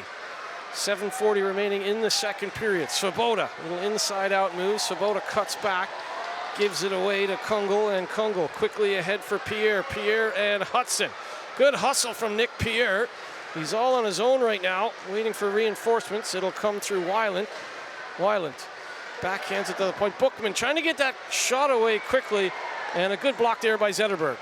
Yeah, we don't have the shot blocking stats up top here, but BU has been very good at blocking shots, I think, this period, especially on the power play, but even 5-on-5, it had some really, really good blocks. Weiland's trying to go through everyone. Weiland's shot is stopped, but then Weiland's hit as he comes through by Villander. And that's the kind of jump that you were talking about, Colin Shields. They need to get guys to the net. They need to get guys moving their feet, and Weiland certainly did that. Yeah, good net drive here, but you see Caron, there's no traffic. That's just easy catch for him. He's just playing so steady. He's seeing the puck easily. By the time the player gets in there, I'd maybe like to see either that, get it low on the pads, or even just try and set this up here and get some more time in the O-zone. Just that one and done, it just seems to be they're not getting any more pressure on BU where they're creating turnovers or sloppy plays for BU. It just seems to be one shot and finish, and then the puck's out of the zone or a face-off. McCarthy off the face-off win to Kaplan. Kaplan cut off at the pass by O'Connell. O'Connell and Kaplan now battling. It will be Weiland. Up the middle, nobody home in a yellow and blue jersey. Boumediene. Green, silky smooth Green. Back to Boumediene. McCarthy looking for the rebound. Just jabbed forward there by Ryan O'Connell. McCarthy knocks him over. And there's a penalty coming up on McCarthy. Looks like a tripping call. And another opportunity on the man advantage for the Warriors. Yeah, Merrimack's going to have to make BU pay here eventually. They keep getting opportunities, but they just can't get a power play goal. Great chance here, as you see. Heisman just trying to find the player off the back post. McCarthy is trying to just block out the player there, and he goes down, and it's going to be an easy call for the referee there, because if not, it's going to be a 2-on-1 for Merrimack going the other way. So McCarthy's just got to keep his feet moving, get going back towards his own net there. But it's an example, Merrimack's doing a little bit better. They're moving their feet. They're trying to cause some traffic here, and let's see if they can get that power play going again. Job number 1 is done. They win the face-off. Bookman and Powell. Roy turns. That was deflected away by Engum. Venuto into the corner. Cranston goes to the bumper position. One pass too many, as it looked like Cranston had a real good opportunity to go towards goal. Cranston tries the other side. Bookman to Roy, and Roy fans on the shot, and now Engum fills him in. There's a couple of good looks there go by the wayside, maybe just trying to be a little too fancy on this occasion. Bookman with the shot. There's a big rebound. They score. Venuto. Power play goal for Antonio Venuto. That's his 4th of the season. 3-1 hockey game. That's the first power play I've saw from Merrimack where they've started to really get what they want here. They're trying to go from low to high, get the puck to the net, and then outnumber BU. You see 3 players down low, and they're trying to create 2-on-1s or rebounds off the back post with that 2-3 setup. Celebrini's tied up. The puck just squirts the back post. Great play by Cranston, causing the screen that rebound. But with that 2-3 setup, you're trying to outnumber the players down low and create a little 2-on-1 or an opportunity off the back post. So finally, after a few opportunities, it paid off for Merrimack there, and now they're on the board. Huge power play goal from Venuto. They needed that. Big power play goal from one of the leaders of Merrimack College, Antonio Venuto, with his 4th of the season, 13:58 into the second, 1 for 4 in the power play. And you had said, Colin Shields, they've got to make them pay on this power play, and they certainly did. Good job by the Warriors. They had to, and they had a couple of opportunities earlier on that you just couldn't seem to get any rebounds or second opportunities. And with that setup there, if BU is playing a solid boxer, just keeping them to the outside and taking away the lanes, there's not really anything happening there. But if you're creating battles in front and outnumbering BU, you saw there was 3 Merrimack players in tight almost along the goal line extended there, and it just created a nice opportunity off the rebound where Cranston was able to kick it over, and then you saw it was an empty net off the back post. Bookman and Powell did a real good job, as you said, controlling the points. They both get assists on the Venuto power play goal. And they're right back in. This is what we said, sometimes a bounce or even a chance on the power play can change the momentum. So let's see if the Warriors can put that to good use. Cam Kungl plays it up the wing. Kungl, on the second time of asking, goes high off the glass. It's going to be picked up by Hudson. It's going to end up on the BU bench, but just 1 goal can change a game. And at 3-1 right now, you're feeling a little bit more comfortable if you're head coach Scott Borick on the Warriors bench.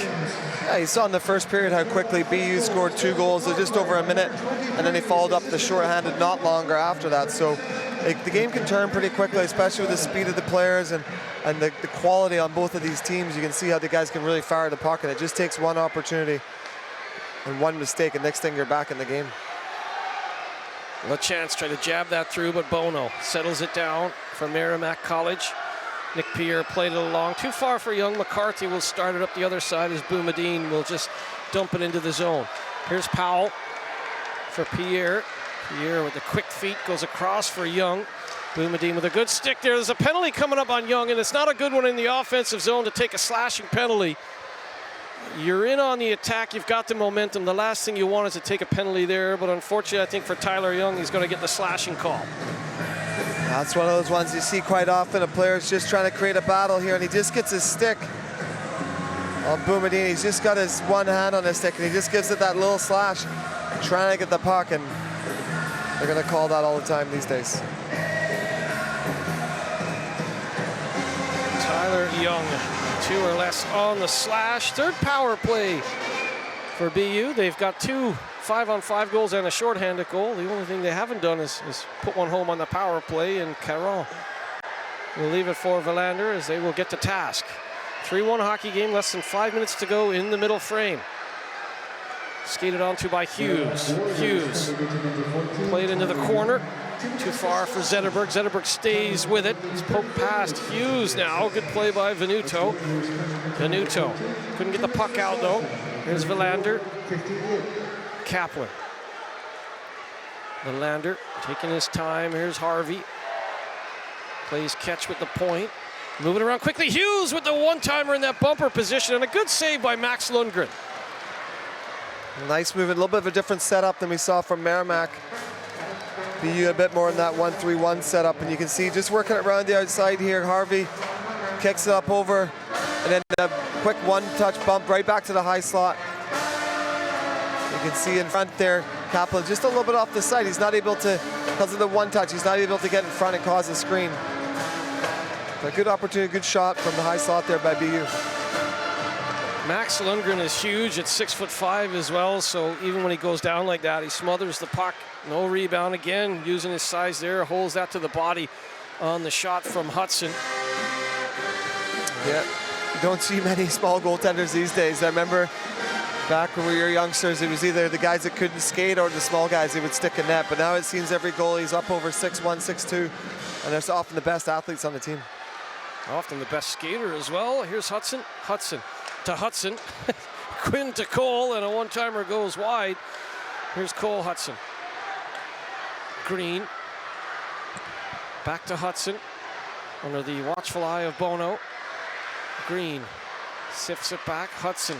Quinn Hudson with a one-timer, and again, Max Lundgren is calm, much like Matthew Caron, 200 feet away, just comes across and makes sure there's no rebound. Yeah, he's been excellent so far. Very composed back there, especially coming in a 3-0 game. Nothing to lose, but he's done a great job at keeping things calm in front. BU, the much different setups. You really get players moving. You end up with Green up top, Hudson sliding down through the slot, and the one-timer. So contrasting styles. They have a lot more movement and trying to keep those shots from off the side and from the high slot.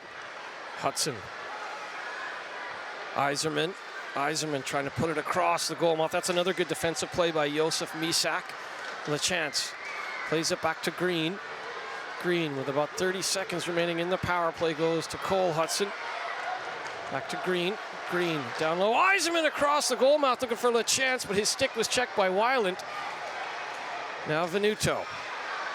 Venuto trying to freeze the puck as he and Green, 2 captains, battling out on the far wall. It will be Josef Misak getting it up and down. There's Cole Hudson, cuts back, Hudson. Young is out of the box, so 0 for 3 on the power play this evening or this afternoon for the Terriers. Misak just ran into a Monte. Hudson with the shot, ramped up and away by Young, out of play with 2:49 showing on the clock, and BU with a 2-goal lead. Yeah, it just shows how sometimes the differences in the opportunities. You saw BU's power play. Players are moving, they're switching positions, they're getting lots of shots, creating lots of opportunities off the sides. And then when you watch Merrimack, a lot more stagnant. 3 players are almost just above the goal line, the 2 players on the point, but it's Merrimack that's got the goals. So it just shows it's about creating 2-on-1s, creating rebounds, second opportunities, and battles in front of the net. That's how you're going to get goals on power plays. They've started to win more faceoffs in this period too. Roy just won a big one there. The Terriers haven't been able to find a way through Lundgren, who started this second period for the Warriors. McCarthy. Redirected in by Svoboda. Bookman to Kungle. O'Connell. O'Connell had a Monty right in his face immediately. No room to operate. Monty with a goal in this one. He's been excellent. Bookman up the wing. Sacco. David Sacco leaves it behind. Roy is hit hard there. Coming across was Svoboda. I don't think the Merrimack bench liked that hit by Svoboda. Capone turns it up ice. Capone 1-on-3. Capone wins that battle, gets it across to Boumediene. As the atmosphere here at SSE Arena has gone up another notch as well. The capacity in this beautiful barn, about 6,000. Opened way back in December 2000, and Colin Shields, your number 19, hangs up to our left in the rafters. Colin Shields, was it 3 EIHL League titles you celebrated? Yeah, I was fortunate enough to play for a long time with 16 years pro and 3 years college and a lot of junior hockey before that. So I was very fortunate to play for a long time and stay relatively injury-free and make a nice career out of it. Bednarik, at the start of his career, he's had an excellent game here, trying to go coast to coast on that occasion. Fitzpatrick loses his stick. Harvey has to be careful. He had his pocket picked by Cetera, and now Cetera plays it down beyond the goal line. Ingham takes a hit to make a play to Celebrini. 1 minute to go in the second period. BU 3, Merrimack College 1. Zetterberg for Bednarik. And Zetterberg up the right side. He's got some room. He's got some options as well. He's going to come back to Bednarik. Bednarik tried to drag and shoot. Stick-on-stick play by Seamus Powell. Harvey gets the shot through, and again Lundgren just shuts the door calmly. Ends, slips it through for Seamus Powell. Powell with 30 seconds remaining. Young jabs it out front. Skate up against the post, though, by Matthew Caron. LeChance lofts it into the neutral zone. Glove down by Powell. And now Kobe Ends goes up the right side. Nick Pierre cuts back. Pierre throws it towards goal. He was looking for a streaking Bono. Misak off the left point. Just wide. 4 seconds remaining. Chance for maybe one more shot as it does ring through from Pierre. But through the blue paint and out the other side on Matthew Caron. And at the end of 40 minutes of action, you can see Kaplan and Josef Misak, the product of Czechia, having a good old jaw at center ice. Much better period from the Merrimack College Warriors as they get the lone goal in this one, Antonio Venuto, on the power play. Yeah, in that setup, you can see the 3 players just goal line extended there, and they're just trying to create that 3-on-2 down low or a 2-on-1. And you can see the defenseman makes a good play to get it through, to go D to D. And as he just switch here, he just opens up and then gets it through to the net. And a nice play by Cranston, getting a tip on that. And he just kicks it off to the backside and trying to create those chances off the back post, off the back door. There's not a lot of movement, but you can see just get that shot through, and it creates that rebound opportunity with that player coming off the back post. And Bookman and Powell did a great job up top, getting everyone moving. Cranston with the good net front presence. And a power play goal from Venuto, his 4th from Bookman and Powell. 13:58 into the second. We've got ourselves a hockey game in semifinal number 1. BU 3, Merrimack College 1. Welcome back to the SSE Arena in beautiful Belfast, Northern Ireland. What a hockey game we have in semi-final 1 from the Friendship Forts. 3-1 for the BU Terriers over the Merrimack College Warriors after 40 minutes of action. I'm delighted to have Martin McDowell, the chairman of the Odyssey Trust, our annual visit. It is Martin. our annual visit. I'm welcome back. It's always a delight to see you guys here. You guys always make us feel so welcome, and it's an honor and a privilege to chat with you because it means it's Friendship 4 time, and you guys always have this date circled because it's such an important event at SSE Arena. It has become a huge event at SSE Arena because what we're doing is using ice hockey to reach out and do a whole range of our other educational programs and everything else. Today's audience is made up of a lot of kids who this is their first ever chance to see an ice hockey game, and they're coming in. The atmosphere is tremendous. This would have traditionally been the game that would have been potentially not the quietest because it's always loud, but the least number of tent. We're nearly full here today, which is a huge indictment. Well, it's not an indictment. It's more of a, everybody believes that hockey is a true place to play here in Northern Ireland. 100%, and you've seen the growth of the Belfast Giants and all the league titles. Absolutely. We've also seen the marquee event. There's teams actually that want to come now. When this started back in 2015, you had to kind of approach schools. Now the teams want to come and play in Belfast. That is correct. We're moving to an annual basis. For a while there, and especially with COVID getting in the way, we had a bit of a delay, but we are now running this tournament annually for at least the next 6 years because we have teams signed up for the next 6 years, which is unbelievable.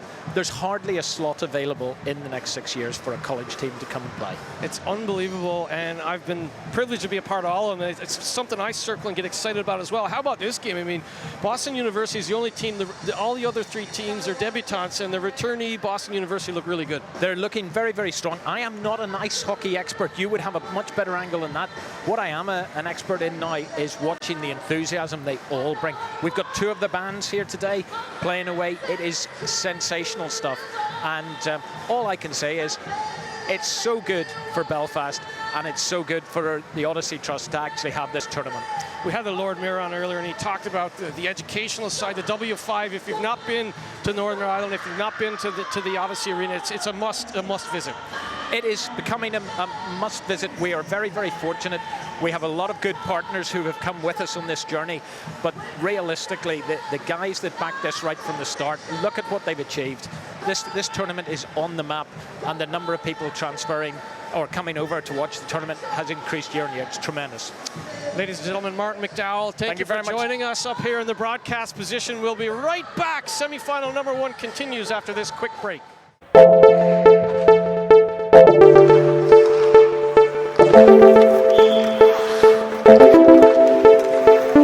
I think it's a great opportunity for our guys to experience a different culture, to travel together. You don't do that a lot in college where you travel into another country. So I think it's been a great experience up to this point. We haven't played a game yet, but the overall experience, kind of feeling the culture, it has been great. We spent some time in Dublin and now in Belfast, two great cities, and I think it's important for our guys to experience something different. And I'm really looking forward to the tournament starting on Friday. I had a blast when I came with UMass Lowell the first time, and then obviously in March of last year, April of last year, found out I was coming to BU, and first thing I did is I told my parents, and my mom immediately started planning another trip. So I got a lot of family here again, and I'm really looking forward to getting to spend the rest of the week here and continuing to explore. A lot of our players have family coming over, so it's the Thanksgiving holiday back in the States. So I think for guys that have their families here to come watch them play, in a different country, in a different environment, our guys are really excited about it. We've heard great things about the fans here and how much they enjoy the sport of hockey. So we're really looking forward to that atmosphere. I think this is a huge weekend for us. I think we've had our ups and downs this year where we're struggling a bit to find our game, but we got all the talent in the world in that locker room, like 13 draft picks. Not many other teams have that in college hockey. So if we could just find a way to all come together as a group and pull in the same direction, then I think we definitely have a great chance to win this tournament. One of the biggest messages coming into the year for guys that were here and guys that were coming in for the first time alike was that there was a heck of a lot of good last year that came out of the end result, getting to the Frozen Four and being in these championship games, but ultimately not winning them. I think that's going to be probably our biggest test of the year to this point. We've played a lot of top 5 and top 10 opponents to this point of the year, but I think that the opportunity to come home with a championship is going to be a really big opportunity for us.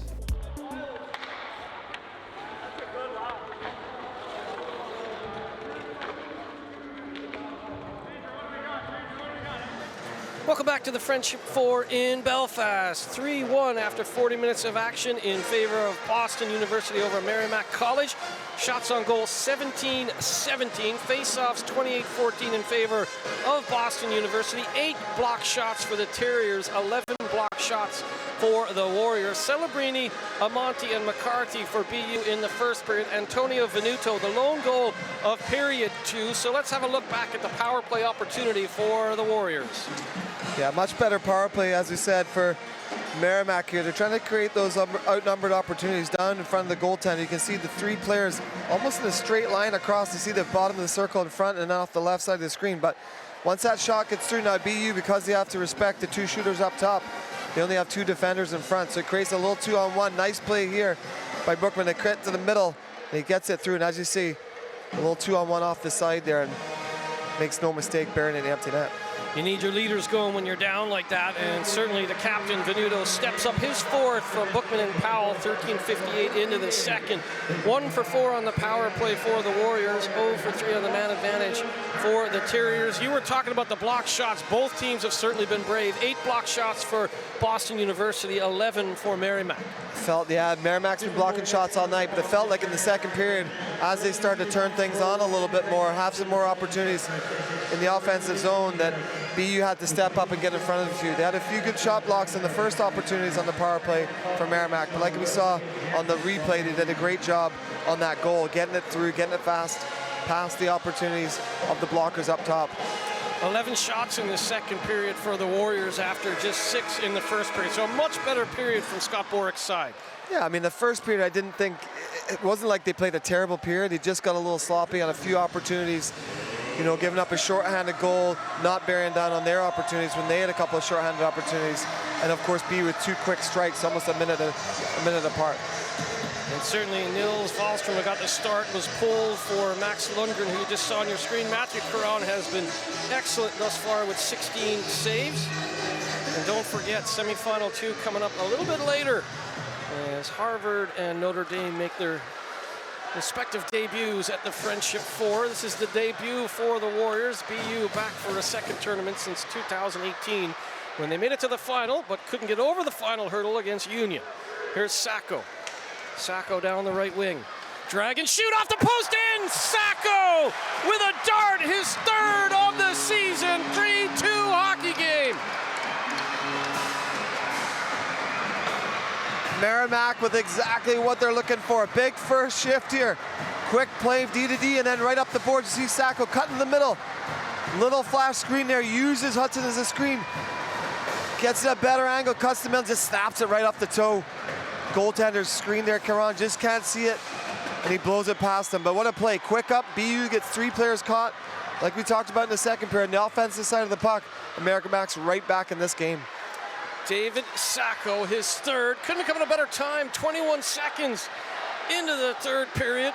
And a 3-2 hockey game. Green trying to weave his way in.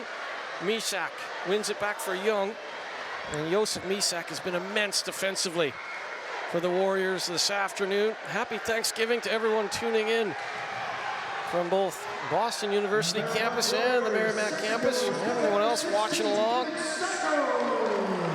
Great weekend for sports, a great weekend in Northern Ireland. Here's Zivlak. Zivlak quickly ahead for Kungle. Pierre cuts back. Pierre being watched closely there. Has to be careful as Hudson was chasing him down. Young backtracks, being watched by Bednarik. Young had to be really careful there. The puck was hopping on him right in front of Max Lundgren, his goalkeeper. Here's Engum. Engum. Dano ran into him. Good to see Dano back out there. He got that sort of, he got winded when Celebrini ran into him in the second period, but Dano is fine, it appears. Kungle goes up the left wing. Hudson knocked it down. Kungle on the second time of asking gives way to Fitzpatrick. Fitzpatrick goes around the goal. Much more pressure in the offensive zone from Boston University here to start these last few shifts. And we saw that a lot in the first period. Dano rolls it in on Matthew Caron. Dano trying to force it out front. Hughes backhands it to the point, no further. Ends back in for Fitzpatrick. Slides it along for Cetera. Cetera's leaned on by Celebrini. And finally, Bednarik finds the Pacamonte. Has to go backwards. So both teams have found another gear here to start the period as there's been pressure at both offensive blue lines. Yeah, exactly. And that's what you're trying to do. You just want to try and control the game a little bit more. You don't want to get too out of control where you're exchanging chances back and forth. A little bit more structure and try and create some chances rather than just sort of running, gunning, going for it, where both teams sort of were giving up kind of those rash chances early on in the game.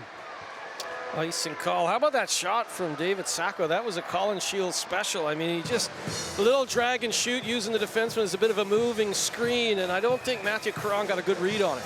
No, and then the player that was driving the net just caused a little bit of disruption and allowed Sacco that extra opportunity just to bring it a few steps in towards the inside of the slot there and get himself a better angle. Ends with a shot right on, turned aside. As Karan again playing the percentages square to the shooter. Good net front presence on that occasion from Venuto and company. Here's Hudson. Svoboda.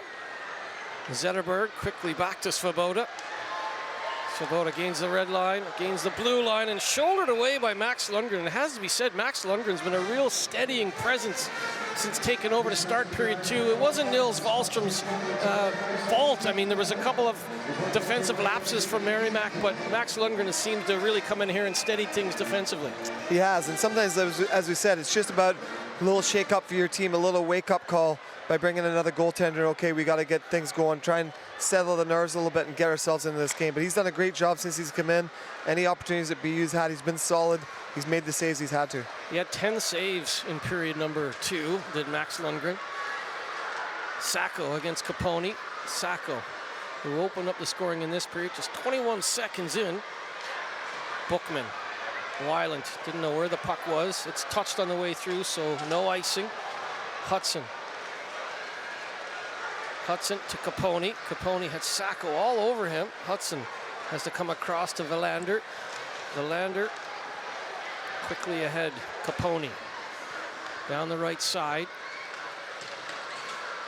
LeChance off a skate. That allows Bookman to take over. Sacco plays it back. Misak will tuck in behind Lundgren and wait for the line change.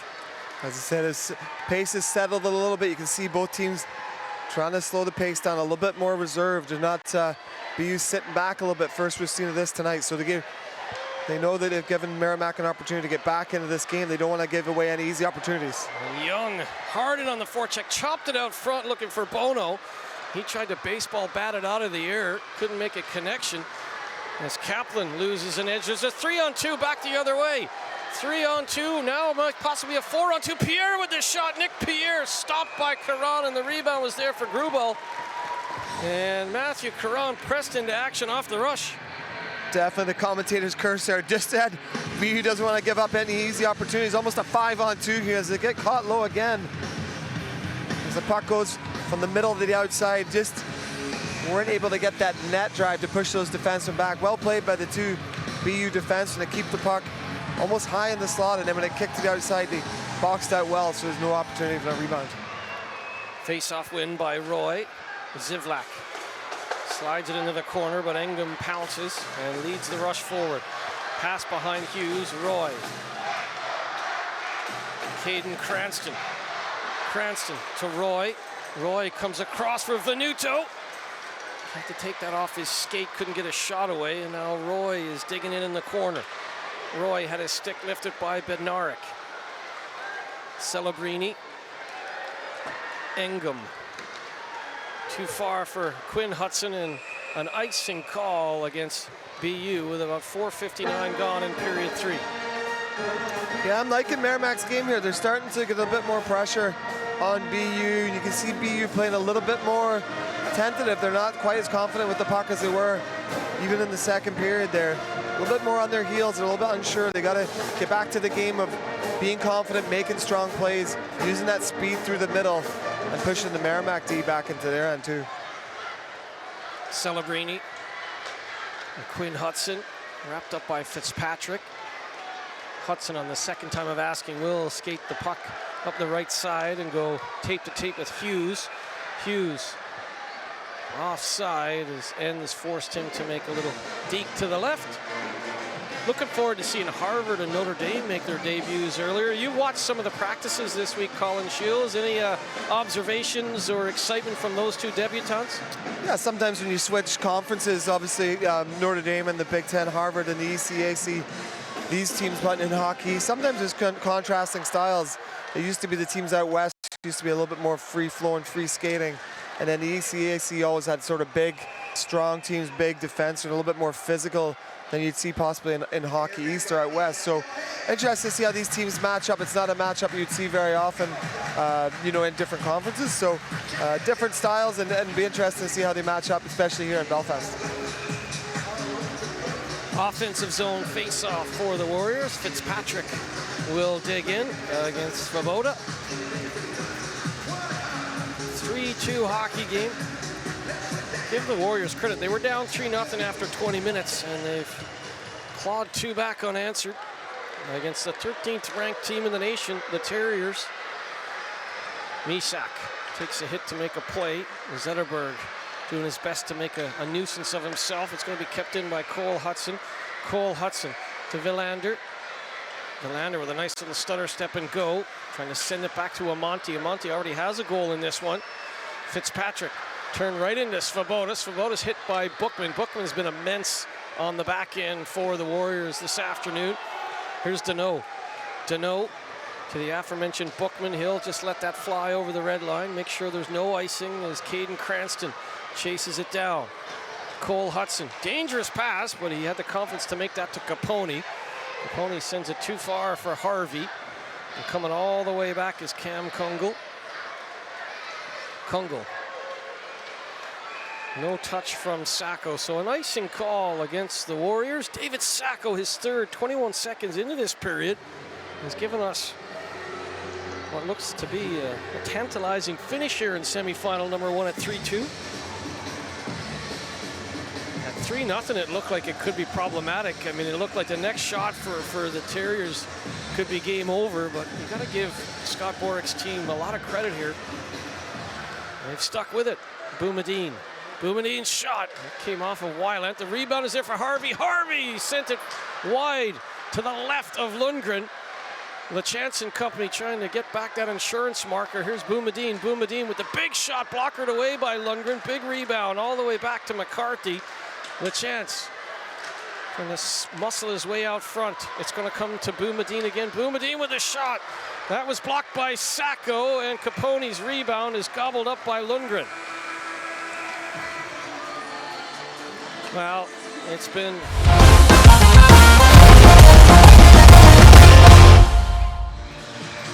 offensive zone face-off for the Terriers. Green will dig in against Bono. Boston University with a 3-2 lead. If you're just tuning in, they had led 3-0 in the first period, but Venuto and Sacco have clawed 2 back for the Warriors, and we've got ourselves a hockey game. The prize for a win this afternoon, a ticket to the grand final, the Bell Pot final tomorrow from 7 p.m. local time. Winner of this game will play the winner later on between Harvard and Notre Dame. Young to Bono, bounce for Pierre. Pierre tried to come back to Bono, nearly bounced awkwardly on Caron off of Green, but the puck stayed out. Hudson has to come back for it. He had Bono all over him, and Green gives the puck away to Young. He just had a bobbling puck to contend with as this Young line has really been energized the last few shifts. A redirect by Bono, and the rebound by Nick Pierre is sent wide. Pierre pulled down. Merrimack wanted a penalty. Referees say play on as Green slams his body into Bono. Green, on the second time of asking, will get the puck up and out. Kaplan to Yzerman. Yzerman's shot blocked by Powell. And Seamus Powell has been steady on the back end as well, getting an assist. Bono, 4 points in his last 4 games, including 3 goals, sends it across to Young. Young is hit by Engum. And now Celebrini. D to D as they come up ice. The Terriers looking for a seam. Celebrini sends it through the blue paint out the other side. Engum. High slot. Hudson's shot was blocked by Venuto. Hughes back to Celebrini. Celebrini's shot was redirected and Hudson scores! Tucked home by Quinn Hudson, his 4th of the season. It's a 4-2 hockey game. Celebrini started that off by using good speed, getting the puck into the zone, and it comes back to him on the point here. And he gets another shot on net. He's been good from the point today. You can see he just comes back to me one time, so right in front. And it looks like Hudson might get a stick on that. It looks like Merrimack's asking possibly for a replay. He tips it down and he gets his own rebound. It makes no mistake, but it looks like the referees are gonna have a little look at this to see if Hudson gets a high stick on the initial shot coming from the point. Esposito and Tufts, the officials, will have another look. Good eye by you, Colin Shields. Right there, if he got a piece of it, the play has to go dead when he touches it. And so the Warriors, rightfully so, want this goal reviewed. Good play by Celebrini. Give Quinn Hudson credit, though. He sticks with it. He's not thinking about what will be called. He just pounces on that puck. With 11:45 remaining, a critical review. Yeah, it's one of those ones that until basically the referee calls it no goal, you're acting like it's you didn't do anything wrong. It's they'll pretend it just went in and say nothing. So but there's a good opportunity there, but as you say, Celebrini getting the shot from the point, and then the rebound kicks out, and Hudson makes no mistake. I mean, Merrimack's had some really good opportunities. I thought they played a good third period so far, but BU just making no mistake on that play. Celebrini's been so good. It was a good keep at the right point, and Celebrini with a goal earlier on just ripped it towards goal. There was net front presence, and you kind of looked to me and said, is that been a high stick from Quinn Hudson? As both teams will wait. If it is a goal, it will be the 4th of the season for Quinn Hudson. He's got 7 assists as well. Both Hudson brothers are just unbelievably fun to watch, and we know their brother Lane with Montreal is a gifted player. And all 3 guys just sublime hockey players. Yeah, it seems like so many families these days, as you say, the Hudsons. And as you see the replay here, Celebrini fires it through. Well, he's got that downward motion, and if it's below the crossbar, if you're new to hockey, which I'm sure most people watching and celebrating Thanksgiving are not new to hockey, but if it's below the crossbar, it's hard to tell from there. Yeah, it definitely deflects off something because it ends up being a right pad save by the goaltender. So it definitely deflects. It's just whether Hudson's stick is above that bar. Yeah, above the crossbar or not. Really hard to tell there. It's a great job by Lundgren to make the save on the redirect, because that was coming at a really awkward angle for the goalie. Look at the kids. The kids are getting in on the action. I wonder if the kids will, if anyone will give away the goods here. So, really good play by Celebrini, because the pass back to the point was fanned on by Hughes, so he had to react quickly. Yeah, you see the referee on the goal line almost waves off the, I think he's waving off the high stick. You'll see right away as the shot comes through, as Hudson waves his stick, but it's so difficult to tell. You see, he kind of... Well, he's coming down, isn't it? So if the point of contact is coming down below the bar, see, the call on the ice is a good goal as well, Shieldsy, so there's got to be definitive evidence to overturn the call on the ice. The replays we're seeing, there's not definitive evidence to overturn the call on the ice, and the call on the ice, as you can see, there's clearly a good goal. Maybe the school kids will let us know. It's so difficult to see it from that angle and just see exactly what it was. Well, Bobby Esposito and Jeremy Tufts have made their decision, and if you're the Warriors, you want this overturned. It won't be overturned. It will be the 4th goal of the season for Quinn Hudson. And listen to the decibel level. Scott Borick wants a conversation with Jeremy Tufts. But they had a look at it. No definitive evidence to overturn the call on the ice, so Hudson will get his 4th of the season and 4th of the afternoon for the Terriers.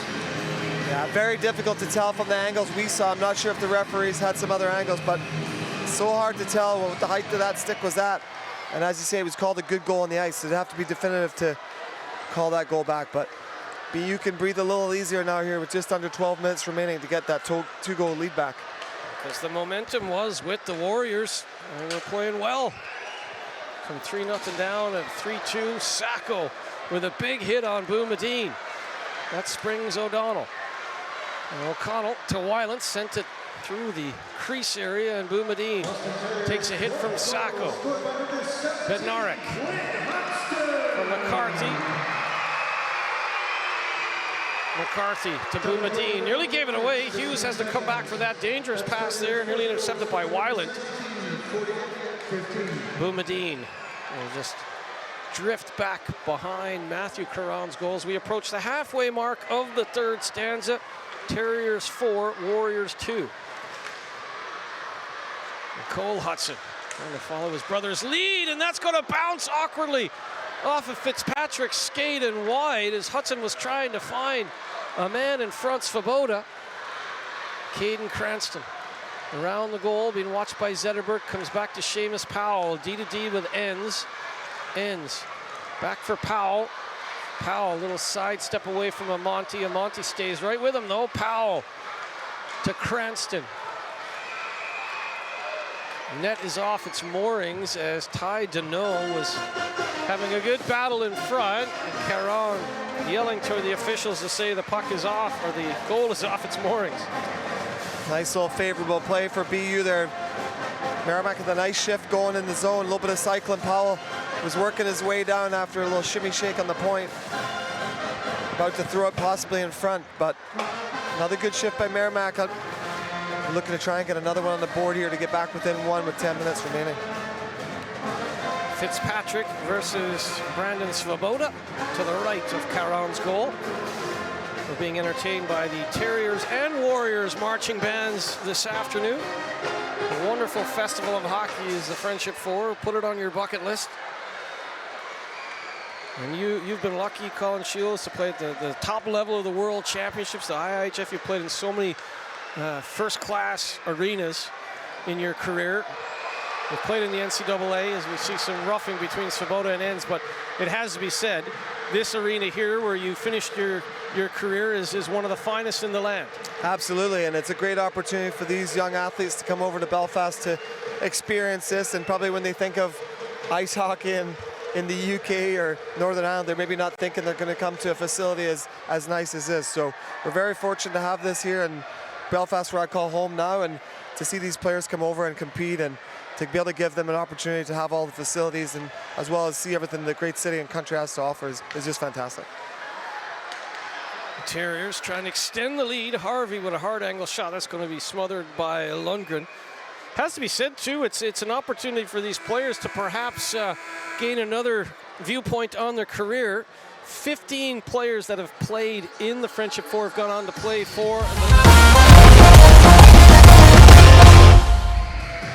Boston University with a 4-2 lead over Merrimack College.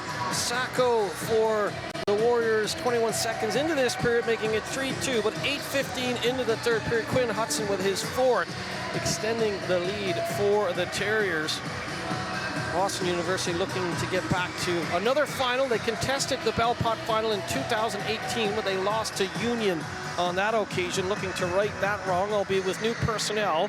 But head coach Jay Pandolfo, former BU player himself, former Stanley Cup champion twice over, he said he wants to come here, and every game they play, they want to win, especially with Hockey East. Points up for grabs, and here's a chance. A loose puck up for grabs as Capone got a shot away. Lundgren makes the save. Hudson keeps it alive. Hudson rolls it in front. Bookman throws it into the corner. Hudson resets, goes across for Villander. Villander walks into the corner. Back to Hudson. Hudson walking the line.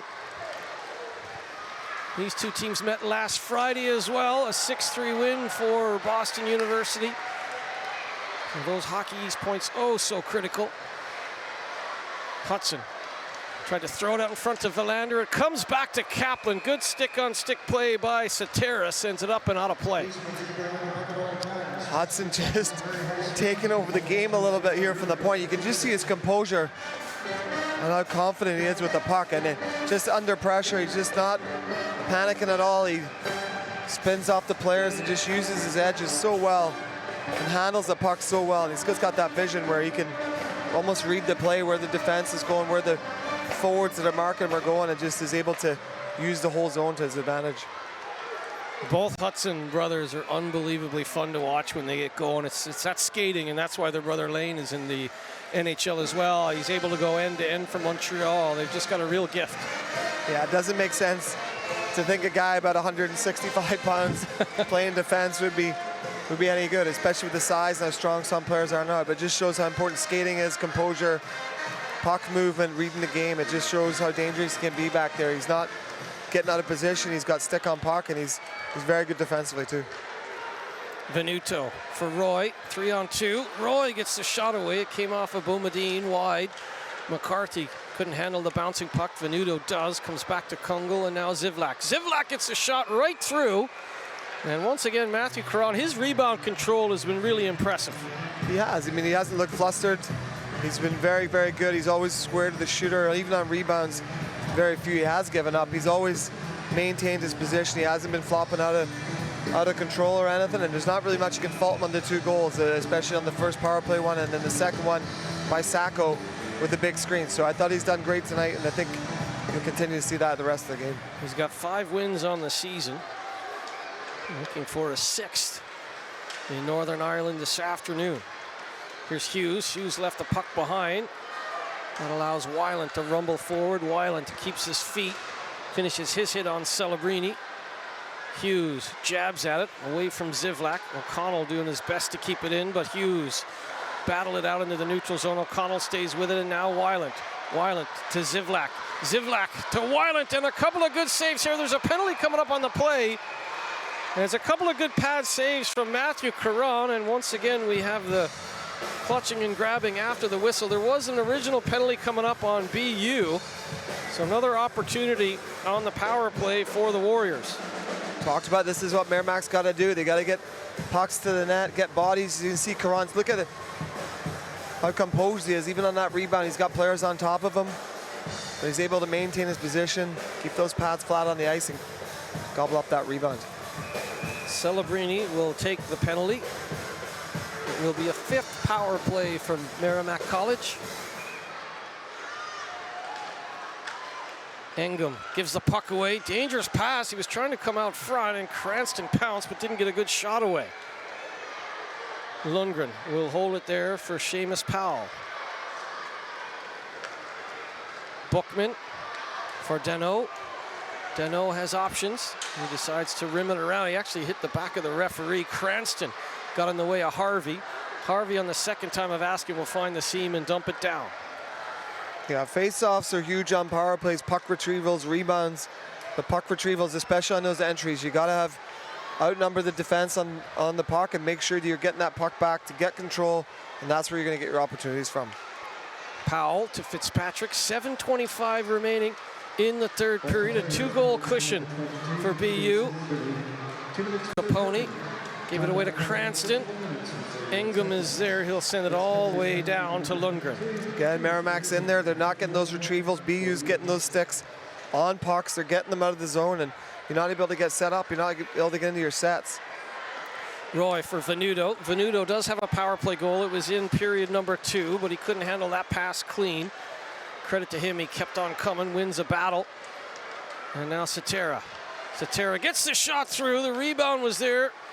Satera finds it, so does LaChance, but then Venuto pounces on the puck. Venuto to Satera. Down low, Roy. Sacco, who has a goal in this 3rd period, comes back to Satera. Satera stutter steps, gives it away, and Hudson will dump it out into the neutral zone. Good bit of pressure by Merrimack there, but they're just not able to capitalize, trying to look for a set play, but they just got to get those pucks to the net and create those outnumbered opportunities as we talked about. Roy to Venuto. Satera down low for Roy, back for Satera. He just took his eye off it, already thinking about where he wanted to put it, and it will come all the way down. Celebrini's out of the box, 1 for 5 on the power play for the Warriors. Enns gives the puck away, terrible giveaway. Here's Harvey in all alone. Harvey with a shot, good stop by Lundgren. That would have probably sealed it for the Terriers, but Lundgren says, not on my watch. Here's Bono. Bono sends it out wide. Nick Pierre hustling. Pierre still looking for his first goal of the season. Takes a heavy hit from Engum. Harvey to Svoboda. He's knocked over, but Hughes keeps on coming, drops it back. Good save on McCarthy as Lundgren stands tall. McCarthy in. McCarthy looking for his 2nd goal of the game, but shutting the door was Lundgren. We'll step aside for a quick break. We'll be back in just a moment.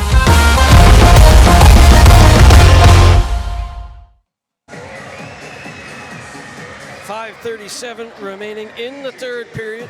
BU with a 2-goal cushion. But Merrimack College Warriors have come out, especially in the 2nd and 3rd periods, and have battled hard. And much like last Friday when they faced off against the same 2 teams, it was tight going into that 3rd period. November 22nd, the Terriers with a 6-3 win over the Warriors, and right now all to play for, plenty of time on the clock. Definitely, and it looks like BU got a little bit tighter when Merrimack brought it back to 3-2. You could tell they were squeezing their sticks. The confidence wasn't quite there, but once they got that goal by Hudson, they just seemed to get that jump back. You can see a little bit more composure on the puck and taking their time, but also using their speed and their skill, and you can see they've had a couple of really good chances since then. Face-off is going to come outside the zone on the glove pass. The penalty actually on the play as well. It looks like it's going to be Bednarik. So, well, another prime opportunity. They're 1 for 5 on the power play, the Warriors, so another opportunity coming up. I thought last power play, I thought they just struggled a little bit on puck retrievals. They just couldn't get into that set. And then when they did, they were just looking for that extra pass. You saw the success they had in the second period, just getting the puck through on net. Albeit is a great play by Bookmark to get it through. Or sorry, Bookman, and then he just got it through, and then they created that 2-on-1 in front. So we'd like to see that again, get some shots, and try and get those opportunities off the back post. Powell to Bookman. Hammers it in for Cranston. Cranston lets it drift back to Powell, but Harvey was there and just chips it past Powell. Bookman and Green. Green. There's a shorthanded goal already on the board this afternoon. It was McCarthy for the Terriers. The last thing you'd be thinking about here if you're the Warriors is that you don't want to give up another one. Here's Cranston. Powell. Dangerous pass, and LaChance will intercept, and LaChance comes back with Capone. LaChance with the chance, and it's off the shoulder of Lundgren. As Capone was looking for the rebound, finds it and sends it down to Boumediene. Yeah, a little bit of a dangerous pass by Powell in the offensive zone there.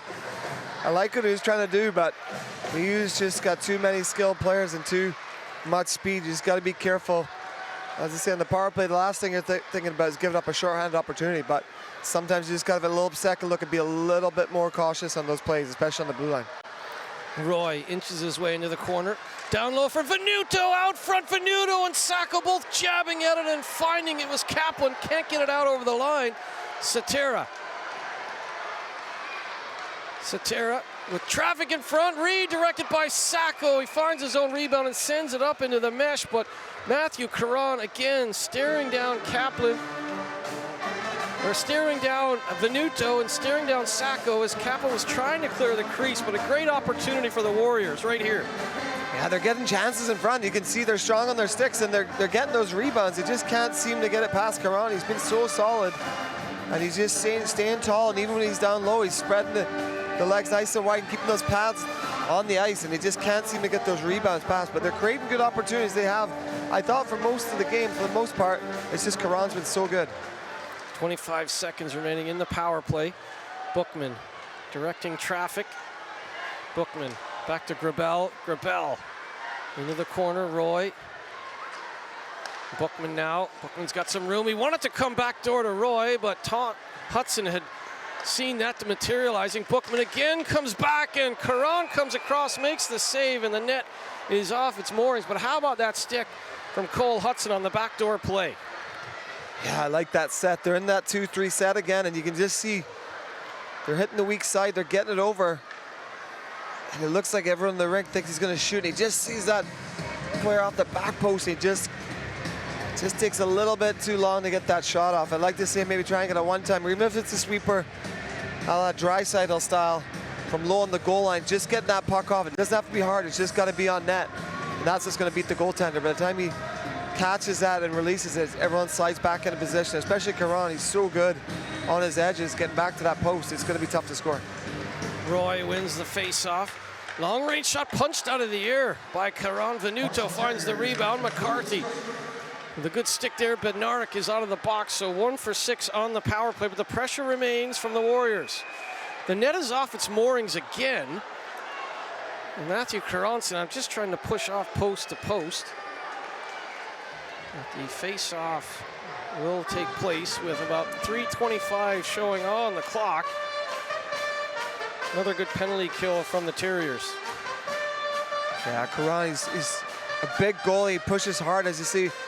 We talk about him being square to the shooter a lot. He's using those posts, he's using his edges, so if the net's not quite settled and the pegs properly, it's going to come off its moorings there. So a little unlucky as Merrimack again.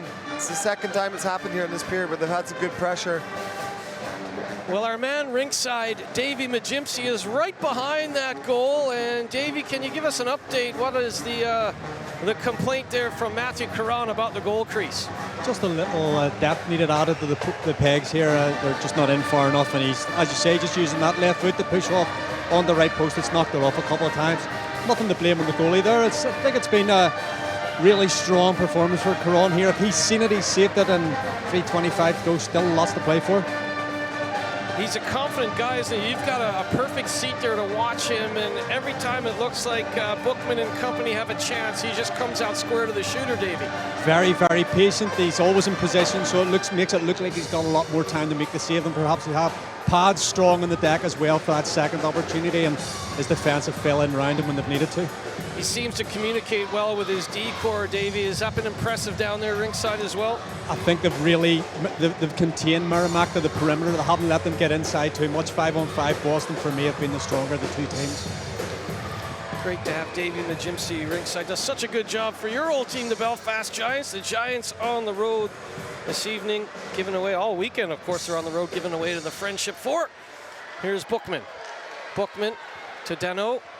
Empty net now for the Warriors. They're going to go 6-on-5 here with 3:15 remaining. So Lundgren is out for the extra attacker. Here's Bookman. Bookman drifts into the corner, trying to get it out front to Fitzpatrick. It's going to come all the way back to Cranston. Cranston just trying to rim it around for Dano. Dano knocked over, but he took that little cross check to make the play to Sacco. Bednarik trying to get there against Powell. Powell just chips it into the corner. McCarthy. Perfect line taken by Sacco as he wins the puck back for Fitzpatrick. Here's Bookman. Bookman with a shot under the blocker and out the other side on Matthew Caron's right side. As now it's Cole Hudson just flipping it end over end. 6-on-5 situation as Bookman trying to take advantage of the change. Cranston dumps it in.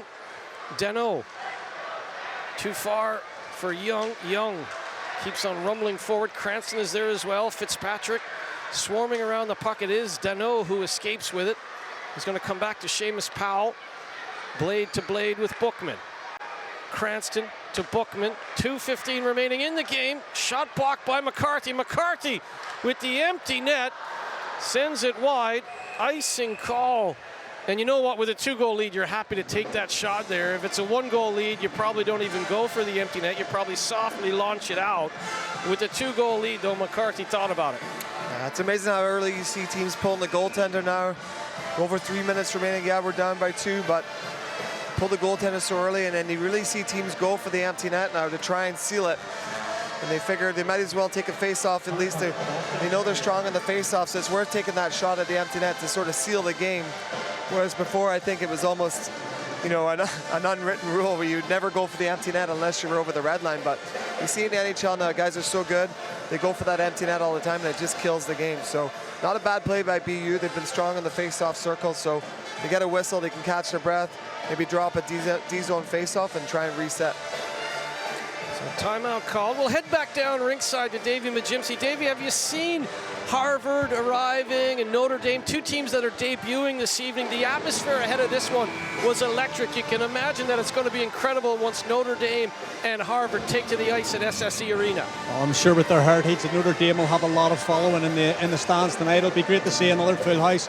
This one empties out for the new crowd coming in, but the bands have been outstanding. The atmosphere has been absolutely, one of these two guys, or maybe both, described it as electric earlier. The screaming kids. It must be great for these guys to play in front of.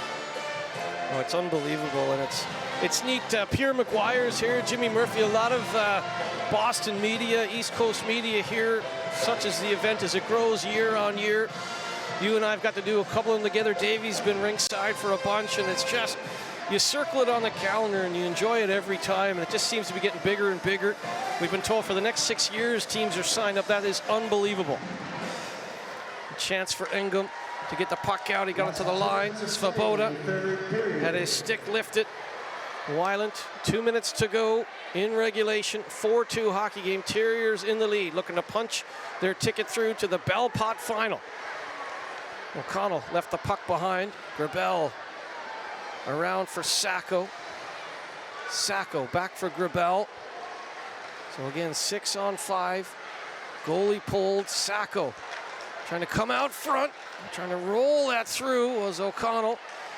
We'll come back to the point. Kept in by Josef Mishak. Villander with a good body position on O'Connell.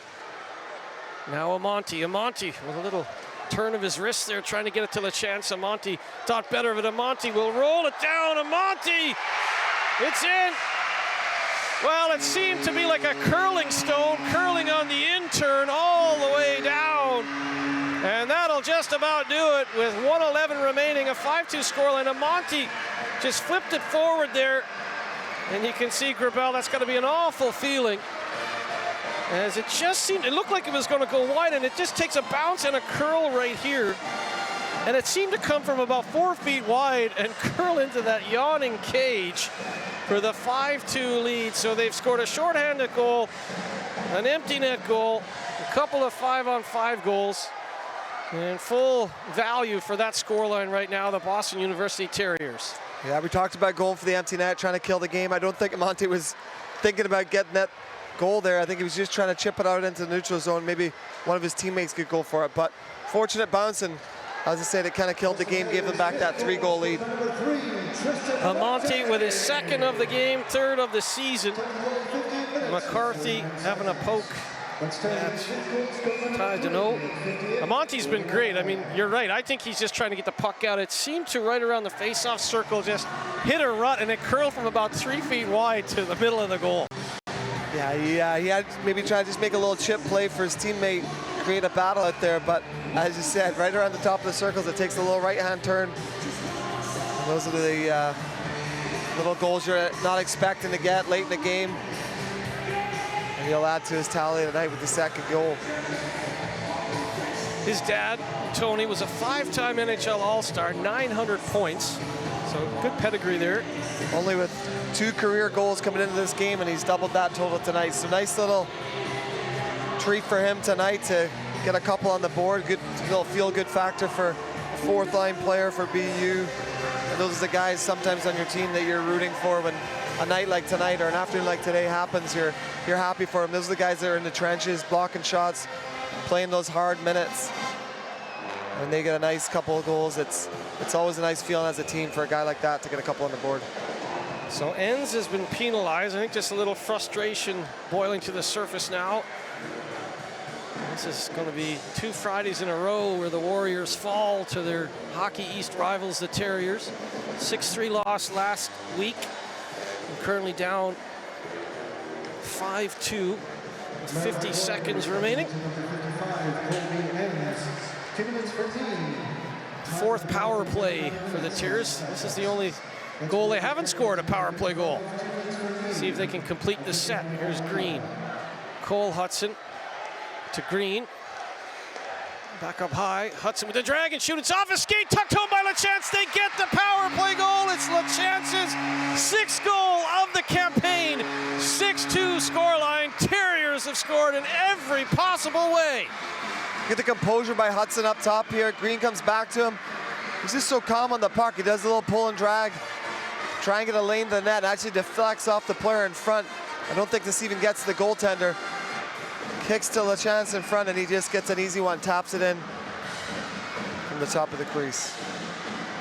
29 seconds left, so they've got the empty netter, the shorty, and the power play goal, the even strength goals, and if you're head coach Jay Pandolfo, his 3rd year behind the bench, you have to be happy with that effort.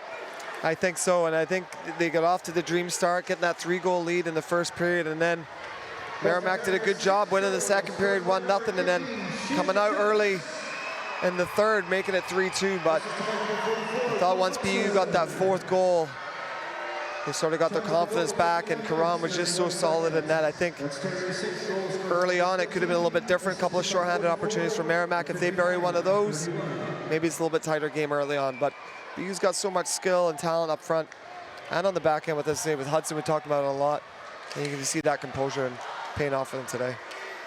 Engum with 20 seconds remaining sends it back to Celebrini. Amonte.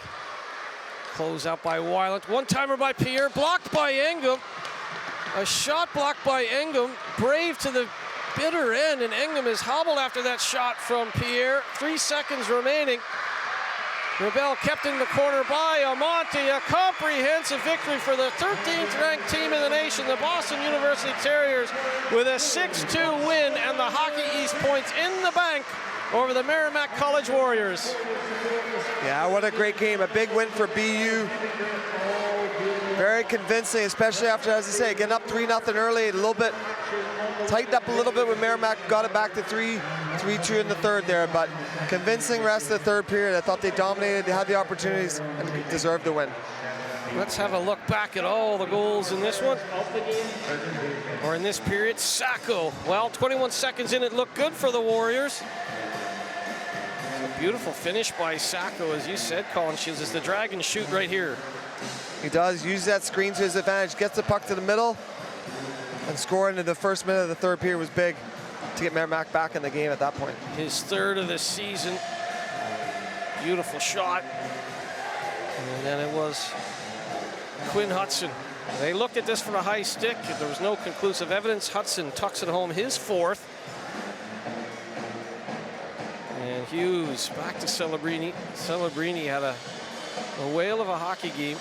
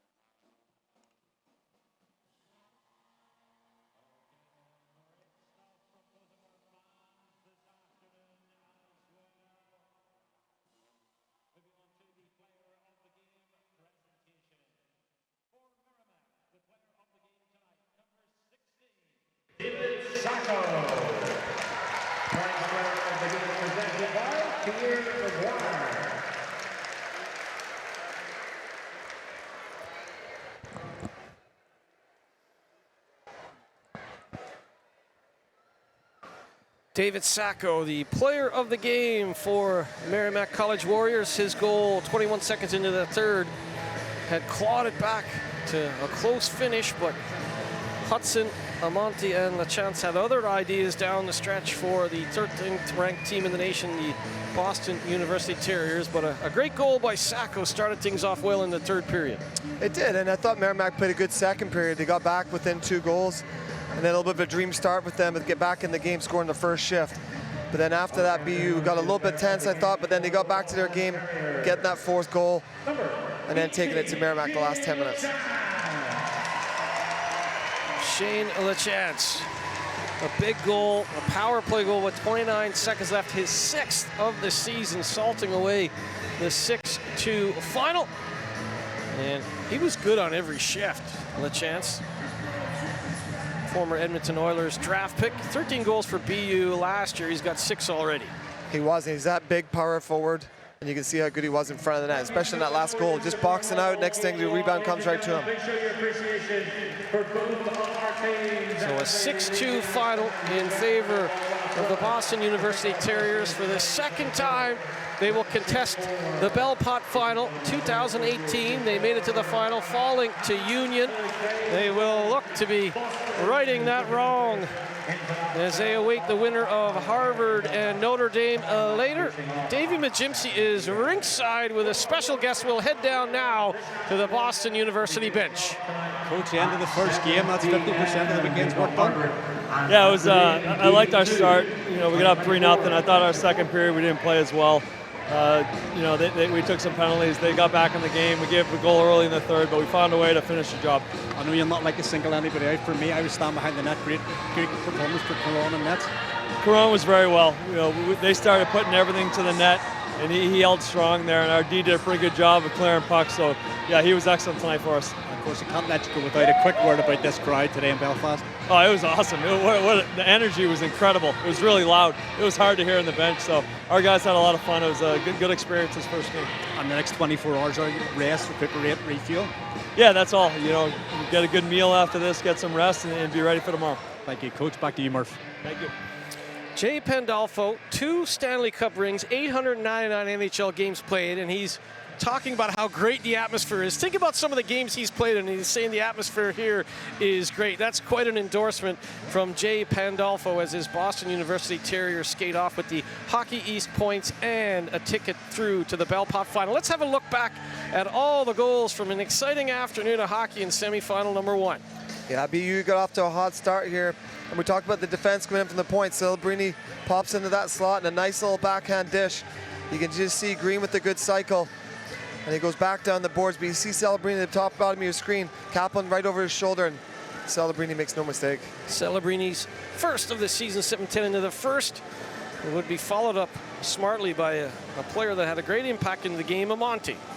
Yeah, Amonte, as you said, a fourth-line player, but you see Hudson, we talked about him so much, but he's so fun to watch out. You see how composed he was, takes it deep, caused a lot of confusion for Merrimack here. Amonte pops into the slot, fires a nice shot through the screen. Those goals were 1 minute and 6 apart. A shorthanded opportunity now as Bednarik finds McCarthy. McCarthy, the D-man, with a really good shot off the right side. I thought this is one of the things we talked about, Merrimack not making the game as easy for themselves as they should. They give BU a few too many good opportunities, and McCarthy makes no mistake. McCarthy with his first minute, 3-0 after 20 minutes of action. On to period 2 now, and a big power play opportunity for Venuto. Took Merrimack a little bit to get their power play going. We saw a couple opportunities where they kind of didn't get anything going, but here a nice play, getting it through the net, create a battle in front, and Venuto makes a mistake on the back door. Venuto with his 4th, assisted by Bookman and Powell. And on to period 3, and Sacco with the dream start for Merrimack. Yeah, Coach Pandolfo, I'm sure, after not being happy with his second period, this wasn't the way he wanted to start the third period, giving up a goal in the first minute. Pasaka with nice little play, little flash screen, uses his defenseman as a screen too, and not much Caron could do about that. About 8 minutes after that, though, Quinn Hudson with a big play in front. Took a bit of time. It was tough for the referees there, as we saw. Called the goal on the ice. You couldn't really see the angle there. Merrimack was calling for high stick in the play, but makes a good play. He gets his own rebound. 4-2 at that point, his 4th. And then Amonte, the goalie's been pulled for the extra attacker, and Amonte just sends it up and down and takes a favorable bounce in his 2nd of the game, 3rd of the season. Yeah, nice little, shouldn't call it a freebie because he made a nice play along the boards and he got the puck out in the neutral zone, and with the goalie pulled, that's what you want to do. He gets it over everyone's head, maybe trying to create a little battle. You don't want to cause an icing, but it goes in. 2 goals for Amonte. At that point, 5-2, a late power play opportunity for the Terriers as well, and they had scored in every way, shorthanded. They had scored 5-on-5. They were looking for the power play goal after the empty netter, and it was the captain, LaChance. Sometimes at the end of the game, you get a power play. It's almost like you're just trying to run down the clock, but I like how BU knows the job's not finished. They got another big game tomorrow, so they want to work on the power play. They got their top guys out there. They got Hudson, they got LaChance, and they get a nice goal. A 6-2 final, Boston University Terriers on to the Belfast final, the Friendship 4 in Belfast 2024. Merrimack College will play in the 3rd, 4th place game. Don't forget Harvard and Notre Dame coming up at 7 p.m. local time in Northern Ireland. But for now, it's the Terriers with a 2nd victory over Merrimack in the last 2 Fridays. A 6-3 win last Friday, a 6-2 win this evening, taking the Hockey East points. For Colin Shields and the entire crew from SSC Arena, I'm Aaron Murphy. Until later, keep your head up and your stick on the ice. Goodbye for now from the Friendship 4.